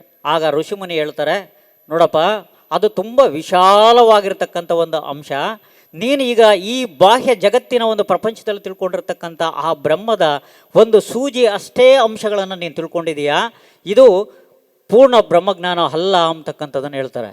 ಆಗ ಅವನಿಗೆ ಅರ್ಥ ಆಗುತ್ತೆ, ಓಹೋ ಹಂಗಾರೆ ಇದು ಯಾವುದು ಬಾಹ್ಯ ಪ್ರಪಂಚದಲ್ಲಿ ಇರ್ತಕ್ಕಂಥದ್ದು ಬ್ರಹ್ಮ ಅಲ್ಲ ಅಂದಮೇಲೆ, ಆಗ ನಾನು ಅಂತರ್ಮುಖಿ ಆಗಬೇಕು ಅಂತಕ್ಕಂಥ ಅಂತರ್ಮುಖಿ ಆಗ್ತಾನೆ. ಅಂತರ್ಮುಖಿ ಆದಾಗ ಧ್ಯಾನಸಕ್ತನಾದಾಗ ಆಗ ಸಚ್ಚಿತ್ ಆನಂದ ಅಂತಕ್ಕಂಥ ಸಚ್ಚಿದಾನಂದವನ್ನು ಅಂತರ್ಮುಖಿಯಾಗಿ ಕಂಡುಕೊಳ್ತಾನೆ. ಅದು ಪರಬ್ರಹ್ಮ, ಪರಶಕ್ತಿ ಅದೇ ಅಂತಕ್ಕಂಥದ್ದನ್ನು ಅರ್ಥ ಮಾಡ್ಕೊಳ್ತಾನೆ. ಇಂತಹ ಒಂದು ಪರಬ್ರಹ್ಮವನ್ನೇ ನಾವು ಪರಶಕ್ತಿ ಪರಬ್ರಹ್ಮ ಅಂತ ನಾವು ಕರಿತೀವಿ. ಮುಸ್ಲಿಮರು ಅಲ್ಲ ಅಂತ ಕರೀತಾರೆ, ಕ್ರಿಶ್ಚಿಯನ್ರು ಫಾದರು ಅಂತ ಕರೀತಾರೆ. ಇರೋದು ಒಬ್ಬನೇ ಬ್ರಹ್ಮ ಇಡೀ ಪ್ರಪಂಚಕ್ಕೆ, ಇದು ಅವನಿಗೆ ಜ್ಞಾನೋದಯ ಆಗುತ್ತೆ. ಇಂತಹ ಬ್ರಹ್ಮನ ಒಂದು ವಿದ್ಯೆಯನ್ನು ನಮ್ಮ ಪತ್ರಿಜಿಯವರು ಭಾಳ ಸಿಂಪಲ್ಲಾಗಿ, ಭಾಳ ಸರಳವಾಗಿ ಇಂತಹ ಒಂದು ಬ್ರಹ್ಮೋಪದೇಶವನ್ನು ನಾನು ಕೊಡ್ತೀನಿ ಅಂತ ಎಲ್ಲೂ ಹೇಳಿಲ್ಲ. ಆದರೆ PSSMಗೆ ಬಂದಿರತಕ್ಕಂಥವ್ರು ಎಲ್ಲರಿಗೂ ಬ್ರಹ್ಮೋಪದೇಶ ಆಗಿಬಿಡುತ್ತೆ. ಅಂತಹ ಅದ್ಭುತವಾಗಿರ್ತಕ್ಕಂಥ ವಿದ್ಯೆಯನ್ನು ಕೊಟ್ಟಿರ್ತಕ್ಕಂಥವ್ರಿಗೆ ಮತ್ತೊಮ್ಮೆ ಚಪ್ಪಾಳೆ ಹೊಡೆಯುತ್ತಾ ಪತ್ರಿಜಿಯವರಿಗೆ. ಕೊನೆಯದಾಗಿ ಜನಕ ಮಹಾರಾಜ, ಆಧ್ಯಾತ್ಮಿಕ ಮಹಾರಾಜ ಇರ್ತಾನೆ. ಇವನು ಒಂದು ಮಾತನ್ನು, 4 ಮಾತುಗಳಿದ್ದಾವೆ. ಒಂದು ಮಾತೇನು ಹೇಳ್ತಾನೆ ಅಂದರೆ, 100 ಕೆಲಸಗಳಿದ್ದರೂ ಸಹ ನಾನು ಬೆಳಗ್ಗೆ ಎದ್ದ ತಕ್ಷಣ ಆರೋಗ್ಯವಾಗಿರಬೇಕಾದ್ರೆ ಸ್ನಾನ ಮಾಡಬೇಕು ಅಂತಕ್ಕಂಥ ಜನಕ ಮಹಾರಾಜ ಹೇಳ್ತಾನೆ. ಆಮೇಲೆ 1000 ಕೆಲಸಗಳಿದ್ದರೂ ಸಹ ಟೈಮಿಗೆ ಸರಿಯಾಗಿ ಹೊಟ್ಟೆ ಹಸುವಾದಾಗ ಊಟ ಮಾಡಬೇಕು ಅಂತಕ್ಕಂಥದ್ದನ್ನು, ಶಕ್ತಿ ನಮಗೆ ಇರಬೇಕಾದ್ರೆ ಊಟ ಮಾಡಬೇಕು ಅಂತಕ್ಕಂಥದ್ದನ್ನು ಅಂಶವನ್ನು ಹೇಳ್ತಾನೆ. ನಂತರ 1,00,000 ಕೆಲಸಗಳಿದ್ದರೂ ಸಹ ನಾನು ದಾನ ಧರ್ಮನ ಮಾಡಬೇಕು ಅಂತಕ್ಕಂಥದ್ದನ್ನು ಹೇಳ್ತಾನೆ. ನಂತರ 1,000,000 ಕೆಲಸಗಳಿದ್ದರೂ ಸಹ ಈ ಒಂದು ಆಧ್ಯಾತ್ಮಿಕ ಜ್ಞಾನ ಏನಿದೆ, ಈ ಒಂದು ಬ್ರಹ್ಮಜ್ಞಾನ ಏನಿದೆ, ಈ ಬ್ರಹ್ಮಜ್ಞಾನವನ್ನು ಪ್ರತಿನಿತ್ಯನೂ ಸಹ ನಾನು ಪಡಿತಾ ಇರಬೇಕು ಅಂತಕ್ಕಂಥದ್ದನ್ನು ಅಂಶವನ್ನು ಜನಕ ಮಹಾರಾಜ ಹೇಳ್ತಾನೆ. ಇಂತಹ ಒಂದು ಅದ್ಭುತವಾಗಿರ್ತಕ್ಕಂಥ ಆಧ್ಯಾತ್ಮಿಕ ಜ್ಞಾನದ ಶಿಖರವನ್ನೇ ನಮ್ಮ ಪತ್ರಿಜಿಯವರು ನಮ್ಮ ಇಡೀ ಮಾನವ ಜನಾಂಗಕ್ಕೆ ಕೊಟ್ಟಿದ್ದಾರೆ. ಅಂತಹ ಒಂದು ಜ್ಞಾನವನ್ನು ಪಡೆದು ನಾವೆಲ್ಲರೂ ಬ್ರಹ್ಮ ಸ್ವರೂಪವನ್ನು ಪಡ್ಕೊಳ್ಳೋಣ ಅಂತ ಹೇಳಿ ಇಲ್ಲಿಗೆ ನನ್ನ ಈ ಅವಕಾಶ ಮಾಡಿಕೊಟ್ಟಿರ್ತಕ್ಕಂಥ ಎಲ್ಲರಿಗೂ ವಂದಿಸುತ್ತಾ, ಮತ್ತೊಮ್ಮೆ ವಿಶ್ವ ಚೈತನ್ಯ ಕ್ವಾಂಟಮ್ ಫೌಂಡೇಶನ್ನ ಪ್ರಕಾಶ್ ಬಾಬು ಅವರಿಗೂ, ಇನ್ನಿತವರಿಗೂ, ನಾರಾಯಣ ಒಗ್ಗ ಮೇಡಮ್ನವರಿಗೂ, ನಾರಾಯಣ್ ಸರ್ ಅವರಿಗೂ ಮತ್ತೆಲ್ಲರಿಗೂ ಸಹ ಇದರಲ್ಲಿ ಒಂದೇ ಒಂದು ಅಂಶ ಹೇಳಬೇಕು. ಪ್ರಕಾಶ್ ಬಾಬು ಅವರು ಮಿಸ್ಸಸ್ ಅವರು ಫಾದರ್ ತೀರೋಗಿದ್ದರೂ ಸಹ ಪ್ರಕಾಶ್ ಬಾಬು ಅವ್ರಿಗೆ ಊರಿಗೆ ಆ ಕಾರ್ಯಕ್ಕೆ ಹೋಗಿಲ್ಲ. ಅಷ್ಟು ಅದ್ಭುತವಾಗಿ ಆ ಮರಣವನ್ನು ಅಪ್ಪಿದ್ರೂ ಸಹ ಮರಣದ ಕಾರ್ಯವನ್ನು ಅಲ್ಲಿಗೆ ಹೋಗದೇನೆ ಈ ಒಂದು ಕಾರ್ಯಕ್ರಮವನ್ನು ಅದ್ಭುತವಾಗಿ ನಡೆಸ್ಕೊಟ್ಟಿದ್ದಾರೆ. ಅದಕ್ಕೆ ಅದ್ಭುತವಾಗಿ ಮತ್ತೊಮ್ಮೆ ಪ್ರಕಾಶ್ ಬಾಬು ಅವರಿಗೆ, ವಿಶ್ವ ಚೈತನ್ಯ ಕ್ವಾಂಟಮ್ನವರಿಗೆ ಜೋರಾಗಿ ಚಪ್ಪಾಳೆ ಹೊಡೆಯೋದ್ರ ಮೂಲಕ ವಂದನೆಗಳನ್ನು ಸಲ್ಲಿಸೋಣ.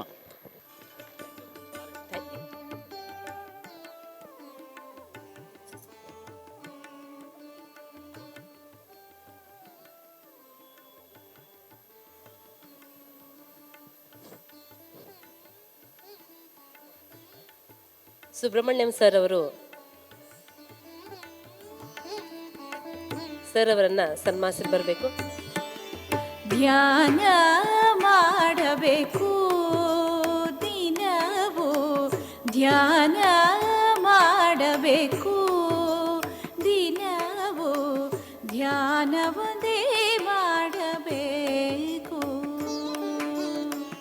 ಧ್ಯಾನ ಮಾಡಬೇಕು ದಿನವೂ, ಧ್ಯಾನವೊಂದೇ ಮಾಡಬೇಕು,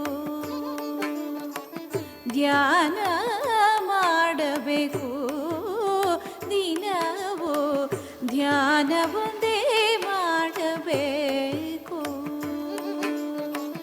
ಧ್ಯಾನ ಮಾಡಬೇಕು ದಿನವೂ, ಧ್ಯಾನವೊಂದೇ ಮಾಡಬೇಕು. ಪಿರಮಿಡ್ ಮಾಸ್ಟರ್ಗಳಿಗೆ ಎಂತೆಂತಹ ಅಗ್ನಿ ಪರೀಕ್ಷೆ ಎದುರಾದರೂ ಸಹಿತ ಆಗದು ಗಾಕ ಆಗದು ಅಂತ ಹೇಳ್ತಾರೆ ತೆಲುಗು ಭಾಷೆಯೊಳಗಡೆ, ನಿಲ್ಲೋದಿಲ್ಲ ಅನ್ನೋದಕ್ಕೆ ಈ ಧರ್ಮಸ್ಥಳ ಶ್ರೀ ಕ್ಷೇತ್ರ ಧರ್ಮಸ್ಥಳ ಧ್ಯಾನ ಮಹಾಯಜ್ಞವೇ ಸಾಕ್ಷಿ. 2-3 ದಿನಗಳ ಹಿಂದೆ ಅವರ ಮಾವ, ಹೆಣ್ಣು ಕೊಟ್ಟ ಮಾವ ಕಣ್ಣು ಕೊಟ್ಟ ದೇವ ಅಂತ ಕರೀತಾರ, ಅವರಲ್ಲಿ ಕೊನೆ ಶ್ವಾಸವನ್ನು ಎಳೆದಿದ್ದಾರೆ. ಇವರಲ್ಲಿ ಧ್ಯಾನ ಯಜ್ಞವನ್ನು ನಡೆಸಿದ್ದಾರೆ. ಇದಕ್ಕಿಂತ ಅಗ್ನಿ ಪರೀಕ್ಷೆ, ಇದಕ್ಕಿಂತ ದೃಢ ಮನಸ್ಸು ಬೇಕೇನ್ರಿ? ಒಂದ್ಸಲ ಜೋರಾಗಿ ಚಪ್ಪಾಳೆ ಬರಲಿ. Thank you sir, thank you.